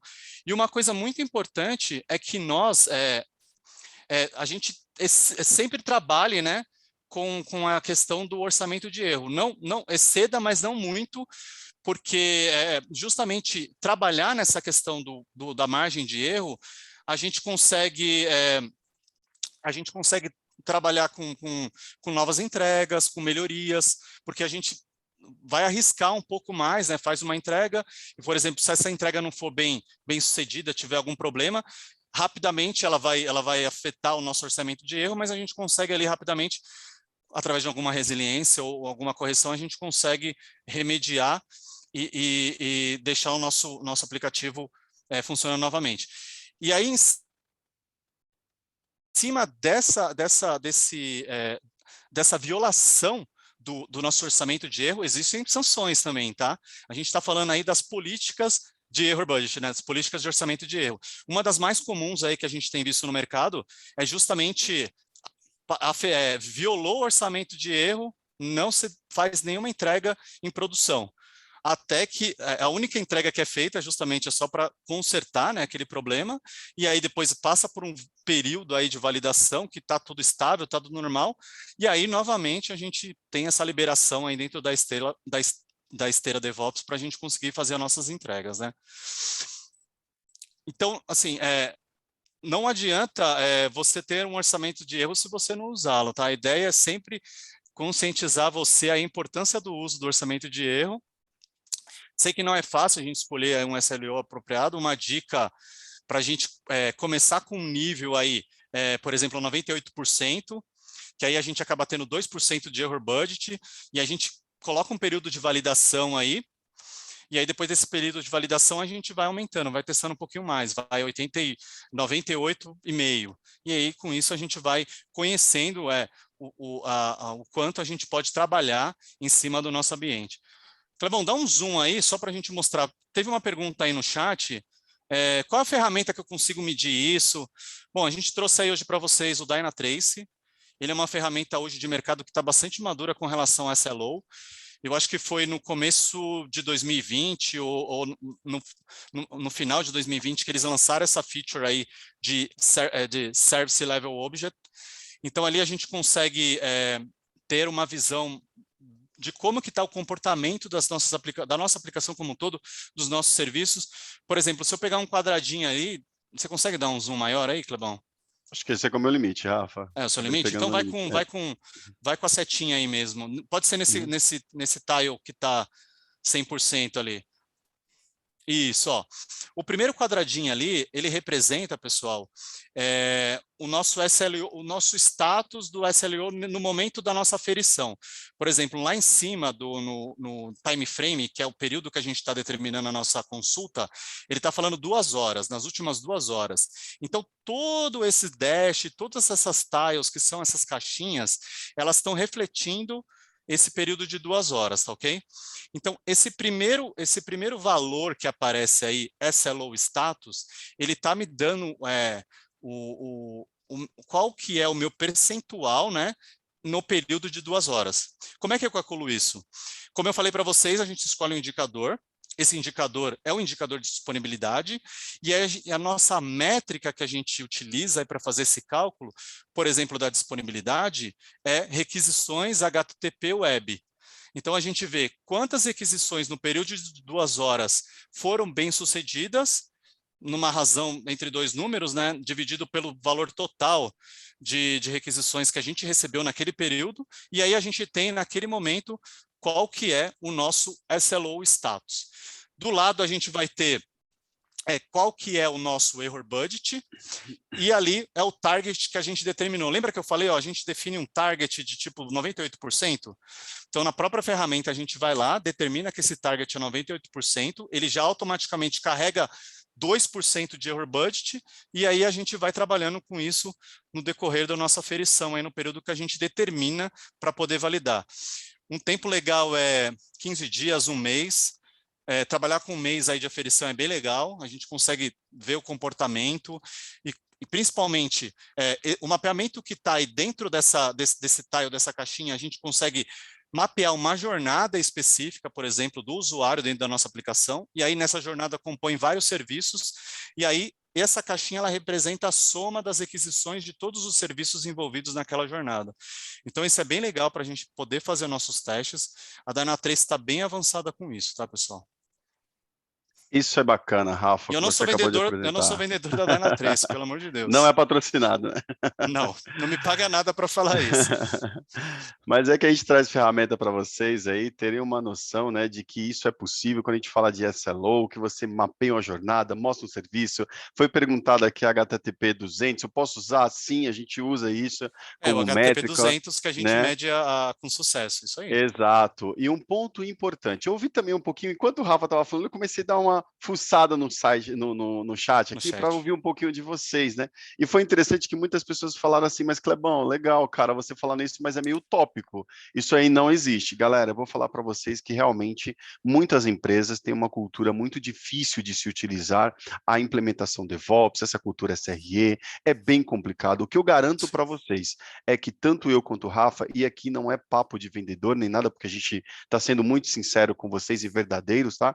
Onde eu trabalho hoje, eu tenho, eu venho, só para vocês terem uma noção, tá? Eu já estou há pouco tempo lá, só 14 anos, e eu peguei a evolução da tecnologia dentro do ambiente onde eu trabalho, eu peguei as mudanças que aconteceram inúmeras, peguei a implementação DevOps, viemos aí com essa onda, com essa força de SRE, tanto eu como o Rafa, dentro da instituição que nós trabalhamos, e ali dentro eu falo para vocês, a cultura que existia, essa cultura de culpa, de eu pegar o culpado, eu só quero o nome de quem foi. Por isso que eu falo com vocês com propriedade, tá? Porque eu vivi isso. Teve casos que eu causei problemas em produção, tá? Em que isso aconteceu no passado. Hoje é muito legal. Porque o que está acontecendo? Acho que vocês já perceberam que o mercado de tecnologia ele está bem aquecido. Tá bom? Vocês estão percebendo que a questão de os profissionais estão se capacitando cada vez mais. Para que eu estou aqui falando com vocês e dando essas dicas, podendo passar essa minha experiência, tá? Esses conceitos para vocês aqui, por mais que eu estou falando aqui para vocês, poxa, é legal isso que você está falando, Kleber. Não, é simplesmente eu quero que vocês mudem um pouco a mentalidade de vocês para que falar assim, meu, isso não acontece, isso é utópico. Eu concordo com você. Mas quando a gente começa a fazer um movimento, e se esse grupo de pessoas que tem aqui, eu não sei quantas pessoas, mas temos mais de 100 pessoas, começa a falar assim, cara, eu acho que esse é o movimento. Eu não estou falando aqui, pessoal, para criar multim, pelo amor de Deus, não é essa a ideia. Mas o que eu estou dizendo para vocês é que no mercado já começa a ter mentalidade diferente. Principalmente as empresas estão entendendo que os profissionais de TI, eles estão saindo muito rápido. Pessoas estão entrando, não Turnover. estou legal, turnover, né? Então as pessoas estão chegando aqui, não é legal o trabalho, eu vou embora. Eu mudo, porque estão me procurando aqui, estão procurando ali, estão entendendo aqui, estão entendendo lá. As pessoas estão mudando. E como eu posso fazer? As empresas que têm essas culturas rígidas, elas começaram a entender que se não mudar o conceito, as pessoas não ficam.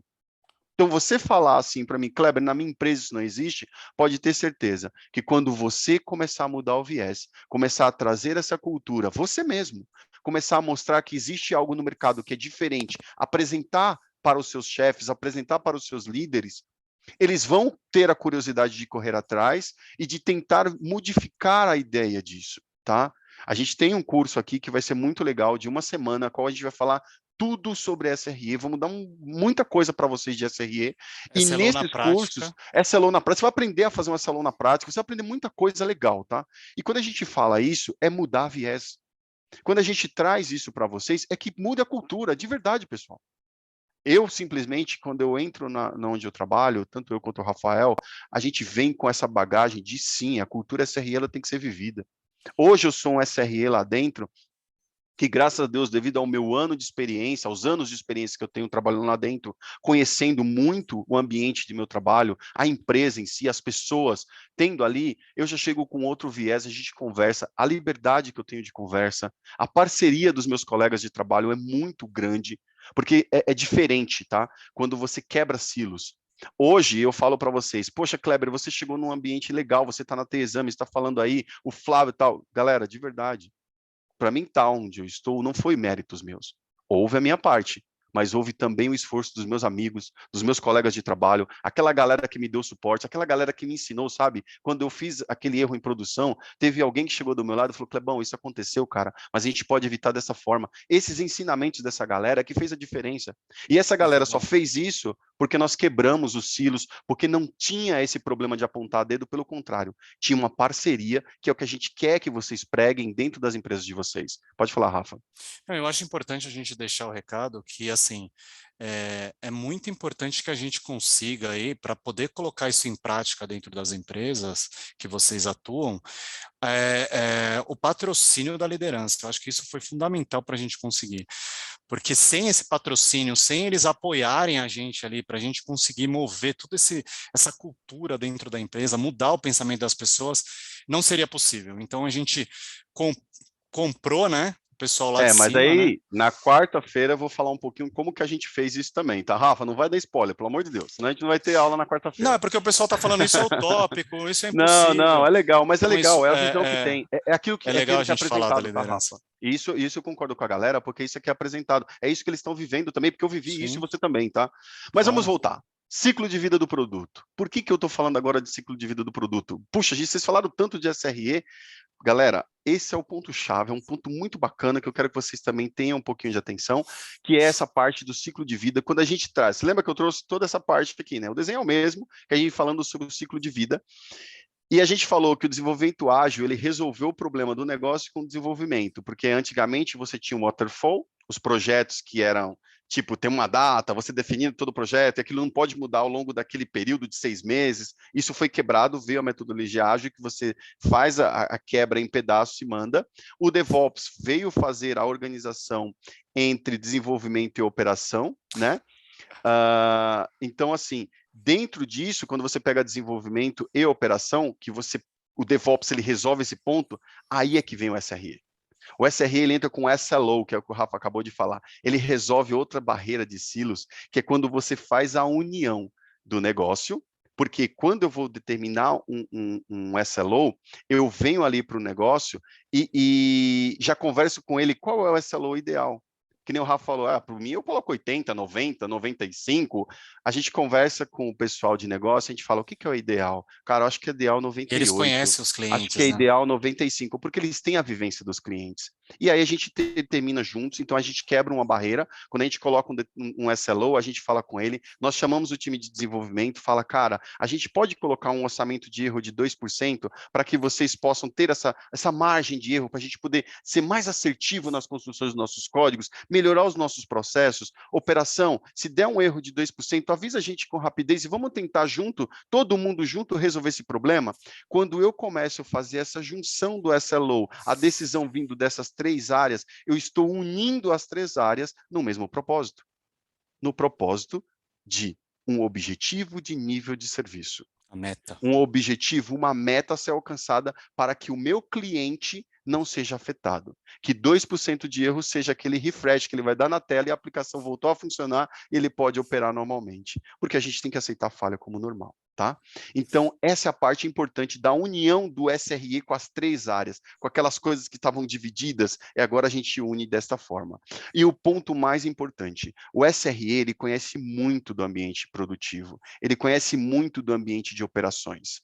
Então, quando você tem um viés de engenharia, um viés de desenvolvimento, de DevOps, dentro da área de operações, você começa a descobrir alguns pontos.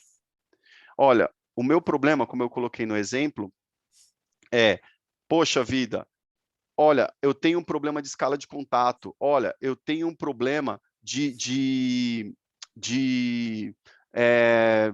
alguma aplicação, Documentação, documentação, eu tenho um problema de que não foi feito um teste de capacidade, não foi feito um monitoração. teste de estresse, não tem uma monitoração adequada, não tem um dashboard que eu possa ver a monitoração. Quando eu começo a ver esses problemas que a operação enfrenta, porque ela tem que ser proativa, ela tem que verificar o problema quando acontecer e ser muito rápido, porque nós temos um orçamento de erro de dias, de horas, de minutos, então eu preciso ser bem proativo, eu preciso fazer algo muito rápido.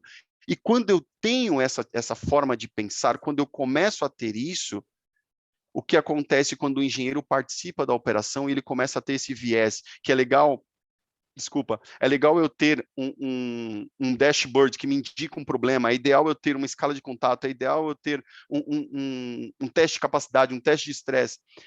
Eu pego essas informações, venho, por isso que chama de shift left, eu venho para cá, para a área de negócio, converso com o time de desenvolvimento e mostro os problemas da produção que estão acontecendo e já trago soluções para que nós possamos resolver. Então, ali dentro, eu faço uma aplicabilidade de uma ferramenta muito bacana do SRE chamada de Production Readiness Review, que é revisão de prontidão, né, vamos supor assim, Da de produção. produção, mas isso eu estou falando para você que é um checklist de itens de problemas da operação, a qual eu venho checar lá no negócio, lá no desenvolvimento, antes da construção, eu preciso que todos esses checklists, ele precisa ser passado, a minha aplicação, quando ela está lá no conceito, ela precisa passar por um crivo, para que quando ela chegar na operação, ela seja a prova de balas. Clebão, só complementando Pode isso que você falar. está falando, porque isso é muito, muito bacana, é assim, não são itens funcionais, tá, pessoal? Então, por exemplo, não vão entrar lá na sua squad como item de uma história para vocês terem que implementar dentro lá da sua sprint, tá? Então, esses itens, ele tem que ser trazido justamente pelo SRE, o SRE tem que acabar fazendo parte aí das tribes, das squads, justamente para levar essa sabedoria da produção aí junto lá para o desenvolvimento. Então, por exemplo, vulnerabilidade, segurança, todos esses itens aí que não estão nas histórias, que a gente, que a nossa aplicação ela contemple tudo isso para chegar com mais qualidade, seja mais efetiva quando for entregue lá na operação. O Flávio falou aqui, bem bacana, Flávio, esse termo foi bem legal, viu? Levantar a capivara, é exatamente isso, o engenheiro vai lá na produção, na operação, Fez levanta a isso, fez aquilo, capivara fez... e já desce, É isso cara, aí. desce com a capivara inteira, bem legal esse termo, eu acho que eu vou usar nas próximas palestras, hein? Obrigado, Flávio, me permite aí Boa. compartilhar esse termo, tá? Valeu. Bom, pessoal, espero que tenha ficado claro para vocês em um pouco, né, de como medir confiabilidade, de como ver tudo isso. E agora a gente vai para um ponto bem interessante, tá? A gente já está chegando no finalzinho aqui, mas está bem legal. As práticas SREs e as áreas a qual o SRE atua. Tá, vamos lá, Clebão, fala um pouquinho sobre isso. Eu vou passar para vocês aqui, ó, monitoramento e alerta, tá? Só voltar um pouquinho, que eu acabei esquecendo de falar. As áreas que o SRE atua são 5 áreas aqui, basicamente, que eu vou trazer para vocês e a gente poder explorar, que é métricas de monitoramento, a parte de monitoramento, planejamento de capacidade, que eu citei um pouquinho, gerenciamento de mudanças, resposta a emergências e cultura SRE também, tá? E falando um pouco de monitoramento e alertas. Quando a gente fala de que nós automatizamos a captura de métricas, por exemplo, quando você chega para mim e fala, Kleber, aqui na minha empresa a gente transaciona 5.000 operações por segundo. Eu falo para você, excelente, você tem essa métrica, mas destes quantos erros ocorreram? Lembra que eu falei isso? Você está gerando uma métrica de erro também, correto? Quantas vezes o usuário teve que tentar para efetivar aquela operação? Todas essas métricas você precisa medir, pessoal. Tudo que for possível medir, você tem que medir. Aí você irá enviar um alerta, uma notificação, quando tem alguma situação diferente, algo que mudou e foi detectado. Isso é bem legal.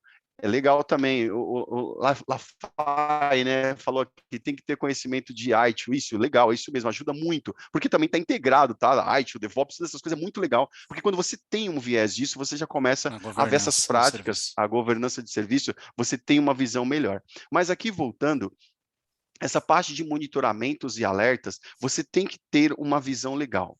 Por isso que quando você vai lá no conceito e você começa a ter uma relação, tipo os serviços relacionados, você já tem as medições, você constrói os seus dashboards, os seus monitoramentos, tudo voltado certinho, a quantas requisições boas, tudo, quantos erros estão acontecendo, você tem tudo isso, cara, isso é fantástico. É aqui que o SRE trabalha, muito afinco, tá? De ver as aplicações, de colocar ali, ó, instrumentar, tá? A sua monitoração de tal forma que ela fica robusta e que você tenha a visão do todo da sua aplicação. Não, e vale Quando a lembrar, gente... né, Pode falar. Clebão, só complementando aí, que, tipo, tudo parte da observabilidade, né? De você conseguir externalizar aí os parâmetros certos para poder depois você jogar numa monitoração e aí ter toda a visão onde rapidamente você consegue identificar qual é o problema e criar uma solução aí que deixe novamente o seu sistema ativo para o nosso cliente. Então, todo esse processo aí de você, como o Kleber falou, instrumentar, observar, e gerar uma monitoração. Da monitoração, a gente gera um gatilho para startar uma automação para poder ter essa resiliência para o meu aplicativo num problema subir rapidamente. Isso tudo está envolvido aí nessa questão de monitoração.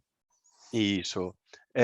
Planejamento de capacidade. A questão de monitoração, tem umas perguntas aqui que estão falando, existe aplicações de mercado para essas funções? Sim, pessoal, existe bastante coisa. A gente tem aí a própria Dyna, a gente tem Splunk, tem muitas ferramentas que faz essa monitoração e esse gerenciamento de eventos, tá? O De Prometheus fazer para essa medição, gerar o as Prometheus também métricas. para gerar métricas, isso. Tem bastante ferramentas aí que pode ajudar isso no mercado. Seguindo aqui agora para planejamento de capacidade. Esse é um segundo ponto que a gente quer entrar, e esse aqui é super importante também. Por exemplo, o Rafa citou bastante aí a questão do Dia das Mães, né? Quando você tem um evento grande como esse, como que você vai planejar a capacidade da sua aplicação? Tipo, quantas máquinas você vai precisar, qual o crescimento que você vai ter, quantos recursos deverão ser disponibilizados. Essa é uma parte muito importante, pessoal, porque afeta a questão financeira da empresa. Se você tem um volume de vendas gigantesco e você não tem uma aplicação que suporta tudo aquilo, você está perdendo o negócio. E se você superestimar, eu preciso de, sei lá, 50 mil máquinas, porque eu vou preparar minha empresa para aquilo, e o volume de negócio é muito baixo, você também está perdendo dinheiro que você superestimou aquilo, a sua capacidade que você tem de infraestrutura, ou a forma que a sua aplicação vai trabalhar, tá? E se você tem se você, como a gente está falando assim, tudo isso tem um custo muito caro quando você aumenta tudo isso. O que a gente precisa é otimizar a utilização. Então, o SRE, ele monitora a utilização e o desempenho de todos esses recursos de sistema. Quando eu falei para vocês ali, um planejamento de capacidade, é que esses testes são feitos. A questão do antifragilidade, esses testes são feitos justamente para que você tenha esse provisionamento e que vocês tenham uma noção, possa coletar métricas de qual o volume que você geralmente tem, você possa provisionar qual é a sua média, quanto você pode escalar, quanto você pode ter a sua elasticidade, seja ela aumentar ou diminuir de acordo com a sua usabilidade. Isso é bem praticado na cloud, né? Que a gente sabe disso. Então, essa parte de planejamento de capacidade é algo essencial para um SRE, tá? E esse Auto-scale, né? provisionamento, o auto-scale. O provisionamento ele tem que ser bem testado também, tá? Porque às vezes, uma mudança significativa na configuração é algo muito arriscado e pode comprometer toda a disponibilidade do sistema. E comprometendo a disponibilidade do sistema, você está afligindo a confiabilidade do seu cliente e aí vai tudo por água abaixo, né? E um dado aí bem, aí mudando um pouquinho aí agora o viés, indo para a parte de gerenciamento de mudança, né? Vamos acelerar um pouquinho aí que a gente já está Legal. com prazo bem, com um horário aí bem, passamos um pouquinho aí. Um dado interessante aí na questão de gerenciamento de mudança, pessoal, é que cerca de 70% aí das interrupções, né, dos incidentes que acontecem em produção, elas são oriundas aí decorrentes, né, de mudanças nos sistemas. Então, como a gente faz aí para minimizar, né, para mitigar todos esses problemas, né? Realizando implementações progressivas. Por exemplo, qualquer mudança que você tenha que fazer, você vai colocar primeiro 1% do tráfego, depois 5%, depois 10%, e aos poucos você vai vendo aí o comportamento da sua aplicação. Com isso, você vai conseguir aí detectar qualquer problema com muito mais rapidez e precisão, se necessário, reverter aí as alterações, que é o nosso famoso rollback. E aí a gente tem vários tipos de implantações aí que a gente pode usar nesse cenário, né? Como Canary, Blue Green, e eles podem ajudar muito a gente a fazer essa balanceamento de carga aí na hora de fazer as nossas implantações. E o mais importante é, assim que possível, você deve remover toda a intervenção humana aí no processo por uma automação, né? Que assim você vai conseguir reduzir os erros, a fadiga, né? De ter lá o cara fazendo esse processo diariamente e você vai conseguir acelerar o ritmo aí. Como falamos aí anteriormente, determine qual é a confiabilidade desejada do seu sistema ou serviço e não procure fornecer aí uma qualidade melhor do que a desejada, tá? Então, se você tem aquele orçamento de erro lá, como eu falei lá atrás, a gente tem que usar, né, para saber se você está sim evoluindo e para acelerar esse desenvolvimento e os lançamentos aí dos testes na sua aplicação. Indo aí para a questão de resposta à emergência, nosso próximo tópico aí, o plantão, o on-call aí que a gente fala é parte integrante aí do SRE, tá? Esse sentimento aí que o SRE tem de responsabilidade por um sistema crítico, essa interação com algo que é importante com outras pessoas, mesmo sabendo aí das coisas que acontecem, acaba tendo bastante impacto aí no dia a dia do SRE, né? esse senso de pertencimento aí com relação à aplicação ou ao serviço. O objetivo principal do SRE, quando está numa emergência aí, né, é sempre deixar o sistema disponível e funcional. É o que a gente fala do up and running.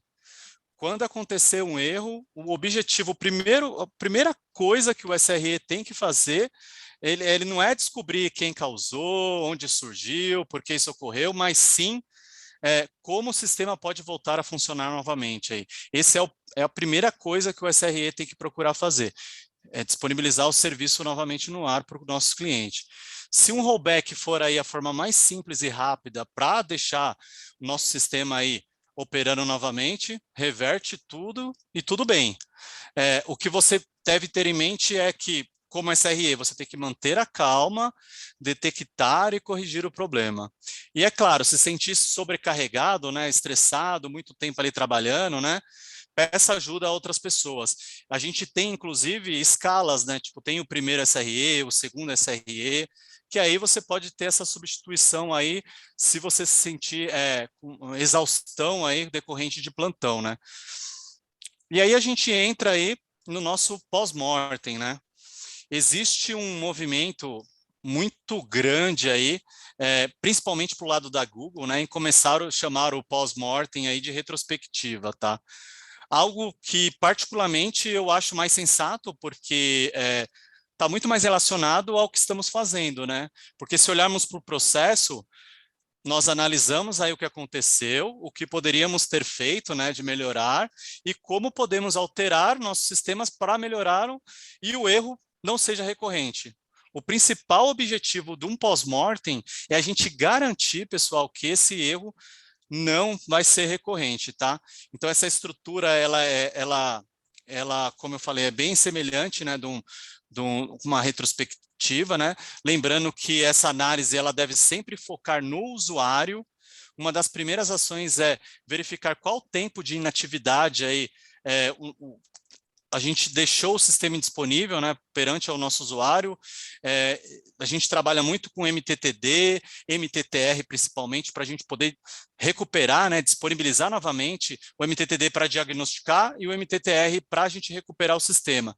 Então a gente tem que trabalhar muito com esse tempo para recuperar o sistema, deixar ele novo, de novo, né, disponível aí para o nosso cliente final.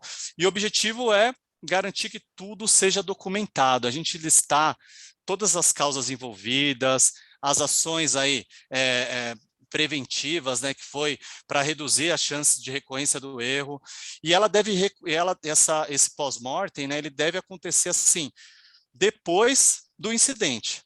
E principalmente a gente tem que pode ser feito para qualquer incidente? Pode, mas a maioria dos casos que a gente vê é que são feitos pós-mortem para incidentes assim mais críticos, tá?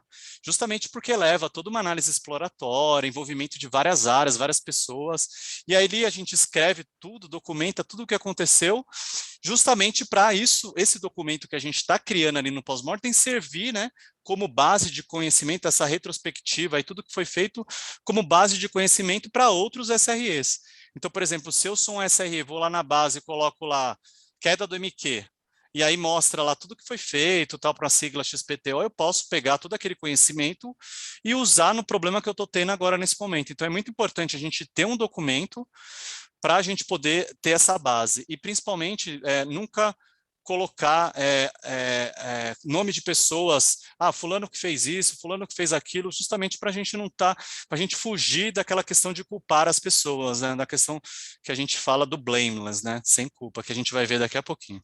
Ô, Rafa, uma coisa legal dessa parte que você fala do pós-morte, que eu gostaria de contribuir para o pessoal aqui. Porra, aí. Galera, uma coisa legal aí que eu queria que vocês entendessem. Muitas pessoas, quando a gente fala em pós-mortem, em criação de laudo, às vezes pensa que isso é algo punitivo, Chato. tá? Não, e É chato, né? algo chato de se fazer, mas eu confesso a vocês que quando você está numa empresa onde tem sistemas muito complexos, de muita variedades de tipos, de linguagens, de muita coisa, cara, é igual o Rafael Maia está falando aqui, uma perícia Perícia forense. forense, muito Meu, isso se mesmo. você curte Boa. CSI, se você curte essas coisas, meu, é muito bacana. Eu tive a oportunidade de fazer alguns pós-mortem e teve umas ferramentas meu, eu imergi dentro dela, eu conversava com os especialistas, eu sentava com... Não, me ensina como funciona, É um eu quero aprendizado entender. mesmo. Meu, é muito legal, é muito legal. E depois, quando você sai com um laudo muito bacana, com evidências, você conta uma história de como você chegou naquele resultado, você leva aquilo, um detalhe importante quando você entra aqui, eu já vou entrar, falando de pós-morte, eu já vou entrar aqui no As nosso ações, próximo né? tema, que é a questão do ninguém tem culpa, do blameless, tá? Quando eu comecei a fazer essa análise desse pós-mortem, comecei a verificar todo o ciclo de vida daquela aplicação, onde ela passou, onde aconteceu isso, a questão do forense, investigação. Quando você começar a fazer isso e você chega no ponto onde aconteceu o erro, foi por culpa disso. Esqueceram de fazer tal funcionalidade. E você chega para o técnico, para o analista daquela peça e você fala assim: você viu que teve esse problema? Ele falou assim: não, mas ele está mapeado. Eu falei: sim, mas o mapeamento que você colocou foi de tantos segundos. E na realidade o ideal seria X segundos. Esse tempo que você colocou, ele acabou dando uma sobrecarga em todo o serviço e deu colapso. Ah, ele, poxa vida. Eu falei, mas não, fica tranquilo, vamos resolver isso. De que forma que eu trabalhei isso? Eu peguei aquele cenário e simplesmente coloquei que existia um controle, uma monitoração, uma verificação, mas infelizmente o teste, ou melhor, Timeout, né? aquele timeout determinado, ele não atendia ao volume que era inesperado. E ali a gente já planejou uma nova mudança, de mudar agora, colocar algumas barreiras para que aquele volume não alcance, não chame aquela aplicação daquela forma de grosseira ou violenta como veio, mas que ele consiga fazer ali, como a gente chama, Rafa, de um rate limit, né? De você colocar uma Ah, é o barreira, throttling, controle o de throttling, throttling, de né? você fazer o Ah, controle controle de de throttling rajada. ali, que você controla a rajada e que aquela aplicação ele começa a ter um timeout menor e que ele consiga trabalhar mais rápido. Transações Então, por o que segundo. acontece? A gente consegue evitar que aquele problema aconteça duas vezes. E aí a gente apresenta tudo isso junto com esse técnico, nós levamos por stakeholders, apresentamos a solução do problema e não colocamos nenhum culpado. E aqui é o tema mais importante: ninguém tem culpa. Estamos falando do blameless, pessoal. Vocês irão ouvir muito essa palavra. Quando a gente fala da retrospectiva ou pós-mortem, identificar causas envolvidas, sem mencionar qualquer equipe, porque o problema não é meu e nem é seu, o problema é nosso. Nos documentos de retrospectiva não tem que ter nome de ninguém, como o Rafa mencionou. Nós iremos encontrar algo do tipo, uma alteração feita no sistema, e a pergunta não é por que o fulano fez isso, e sim, por que o sistema permitiu que aquela alteração fosse implementada naquele momento. Por que eu não coloquei barreiras para que evitasse? Porque a intervenção humana, o erro humano, ele é possível de acontecer. Eu não consigo mudar o ser humano, mas eu consigo mudar a minha aplicação para evitar que a maioria dos erros, eles acontecem. E como eu falei, se aquele ser humano, ele errou, a gente tem a maneira de conversar, de ter ali o feedback dele, falar, cara, eu acabei colocando de uma forma errada, não previa isso, e juntos nós dois vamos aprender e que aquilo não aconteça E Filipão, novamente. Pode falar. tem uma frase que é bem legal, né? A culpa não é do sistema, a culpa não é das pessoas, né? A culpa é do sistema. A culpa é do Isso que a gente sistema. O sempre sistema ouve, né? não é a aplicação, o sistema é todo, tá? A gente está falando de sistema, infraestrutura, aplicação, tudo, servidor, tudo, é tudo, todo mundo tem problemas. E isso é que a gente quer deixar bem claro. O sistema é de todos. Galera, estamos Isso aí. encerrando aqui. Agora eu vou falar para vocês, aí foi perguntado para mim, Kleber, tem algum material gratuito que eu possa estudar, que eu possa estar? Eu vou apresentar para vocês rapidamente aqui como obter ajuda, tá? Nós temos aí 4 pontos que eu queria trazer para vocês nesse primeiro momento. Existe o livro Engenharia de Confiabilidade do Google, existe também o livro aqui Construindo Sistemas de Seguros e Confiáveis, que também é um livro que fala de especialistas do Google compartilham práticas recomendadas para ajudar. Aqui a Engenharia de Confiabilidade é a Bíblia, tá? Confesso que eu e o Rafa, a gente engoliu esse livro inteiro aqui, a gente se mata até hoje, tá? Até confesso para vocês, cadê o meu livro? Ele tava, tá Ah, aqui, meu ó. livro também Vou tá uma até pegar para bagunça. vocês, ó. Tá aqui o meu livro, tá aqui do meu lado. Ele não sai aqui da minha mesa. É bem bacana isso. A gente tem Mexer aqui. aqui o livro também, Construindo Sistemas Seguros Confiáveis, e temos o workbook, né? O best-seller aí de engenharia de confiabilidade. Tá bom, pessoal? E Todos quem esses gosta de livros, Kleber. romance, né? O Projeto O Fênix. projeto Fênix, quem gosta de romance, é bem legal. Se vocês colocarem no Google SRE Books e você der um enter, ele já vai aparecer uma página do Google que todos esses 3 livros estão gratuitos. Vocês podem colocar o tradutor para português, traduz o livro inteiro e a versão mais atual, porque essa versão nossa aqui, ela já está um pouquinho desatualizada alguns termos, tá? Inclusive o pós-morte eu peguei algumas atualizações recentes dele aí, então tem algumas atualizações, vocês podem ler à vontade do seu smartphone, do seu computador. Cara, é muito legal. Tudo isso que a gente está pregando para vocês, isso aqui é bastante coisa, né? Para vocês terem uma ideia de como isso funciona. E por último, eu quero fazer a chamada para vocês. Quarta-feira nós vamos ter mais uma aula. Agora eu vou falar sobre carreira SRE. A gente vai entrar um tema bem legal aí que Nosso dia a dia. O nosso dia a dia, né? Como que as coisas funcionam, como que é a vida do SRE aí, bem legal. E por último, a gente tem um treinamento oficial da TI Exames, um treinamento oficial aí da DevOps Institute, a qual nós somos instrutores credenciados, que vai iniciar no dia 23 de maio e tem um término aí no dia 30 de maio. A gente vai fazer de segunda até quinta, depois a gente termina na segunda-feira. Vai ser um treinamento excelente. Se você teve um overview de tudo intensivo aqui, e imersivo. Intensivo, imersivo, vamos poder trocar experiência, vamos poder discutir muitas coisas. E eu já quero dizer para vocês, pessoal, a gente está fazendo aqui treinamento de SRE. Se você tem curiosidade, tem interesse, Kleber, eu gostaria de conhecer mais. Como que faço para me estar aí com SRE? É possível trabalhar com vocês? Sim, é possível trabalhar comigo, com o Rafa. Hashtag Clebão. Lembrando, tá? Só finalizando, 23 de maio vai ter o treinamento aí, já conversa com o Flávio, manda e-mail pro Flávio aí, já enche a caixa de e-mail dele, falando que quer participar desse treinamento, já fala lá com ele, meu. Flávio, agora é com você, tá? E por último, eu quero deixar aqui, ó, o nosso LinkedIn, tá? Aqui tem um QR Code, tem aí, só apontar o celular aí para a telinha, já vai diretamente para lá, já vai estar com a gente. Eu vou depois aqui, Rafa, você consegue pegar aí o LinkedIn e colocar... Deixa eu ver se eu consigo já colocar aqui, né? Que acho que para mim está até mais fácil. De pegar aqui e colocar no chat para vocês o nosso LinkedIn. E aí pessoal, vocês vão poder... Qualquer dúvida que ficou aí, se vocês quiserem, pode entrar em contato com a gente. Como o Kleber falou, também se vocês tiver querendo trabalhar, já estando trabalhando na área como SRE, querendo ver outras oportunidades, manda o currículo para a gente aí, a gente também está com algumas vagas lá. Então você tem vaga na aí, firma, viu, pessoal? Hashtag tem vaga na firma. Se vocês tiverem algum interesse aí de estar compondo aí, trabalhando com a gente aí, pode mandar o currículo para a gente aí, que a gente vai fazer uma análise aí, e quem sabe vocês trabalhem com a gente lá, seria bem legal. Flávio, é contigo, meu amigo. Maravilha. Obrigado pela contribuição, pela fluência que vocês tiveram na apresentação. Preciso lembrar, tem gente perguntando ali sobre... Tá? É uma jornada, e essa jornada são 2 aulas. A gente termina na próxima quarta-feira, então quem tiver interesse em obter o certificado gratuito dessa jornada, é importante que vocês estejam na próxima quarta-feira. No final da aula, a gente libera o link no Zoom, então é importante que vocês estejam presentes ao vivo, que ao finalzinho a gente vai liberar no chat do Zoom o link para vocês emitirem o certificado, que vai aí a somar a carga horária das 2 aulas. Eu não sei quantas horas a gente vai ter na segunda aula. A segunda aula vai ser focada no case, eles vão compartilhar o dia a dia, a rotina, o trabalho que eles executaram lá dentro do ambiente do Santander.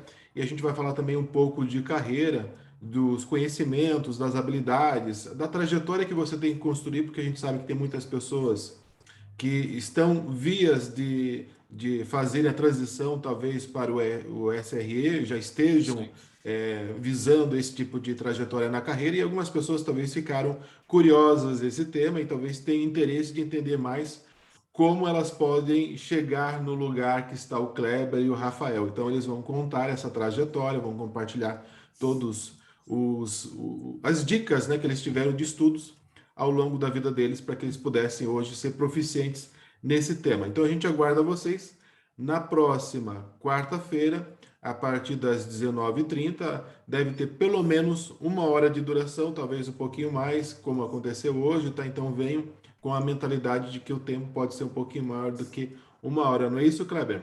Exatamente. A ideia que a gente quer, pessoal, é compartilhar conhecimento. Às vezes a gente ultrapassa um pouquinho, mas aqui é muito bacana o tema. Eu acredito que muitos de vocês tenham gostado e agradeço muito a todos vocês por ter ficado até esse horário, tá? E quarta-feira tem mais. Não, a gente se empolga e vai falando, quando a gente vê. Se eu não dou umas freadas no Kleber aí, vamos. Mas brincadeiras à parte, pessoal. Muito obrigado aí pela presença de todos. E quarta-feira conto com vocês aí para a gente contar um pouquinho da nossa história aí.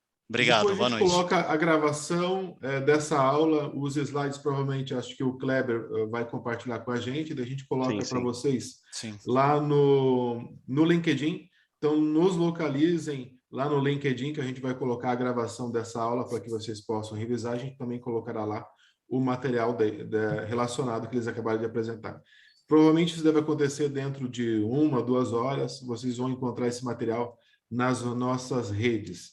Muito obrigado a todos. Obrigado pela gentileza do Kleber e do Rafael de compartilhar o conhecimento. Então, a gente aguarda vocês na próxima semana. E para quem tiver interesse no treinamento oficial do DevOps Instituto, já consta na agenda da TI Exames, mas lembrando que o foco principal nessa jornada é a gente compartilhar o conhecimento, e aí a decisão de vocês continuarem ou não evoluindo nesse tema é uma decisão exclusivamente de vocês. A ideia é a gente plantar uma semente, abrir uma porta e vocês poderem decidir se isso é válido ou não para a vida, para a carreira de vocês. Muito obrigado a todos e a gente se encontra numa próxima. Até mais, pessoal. Obrigado, Kleber. Obrigado, Rafael.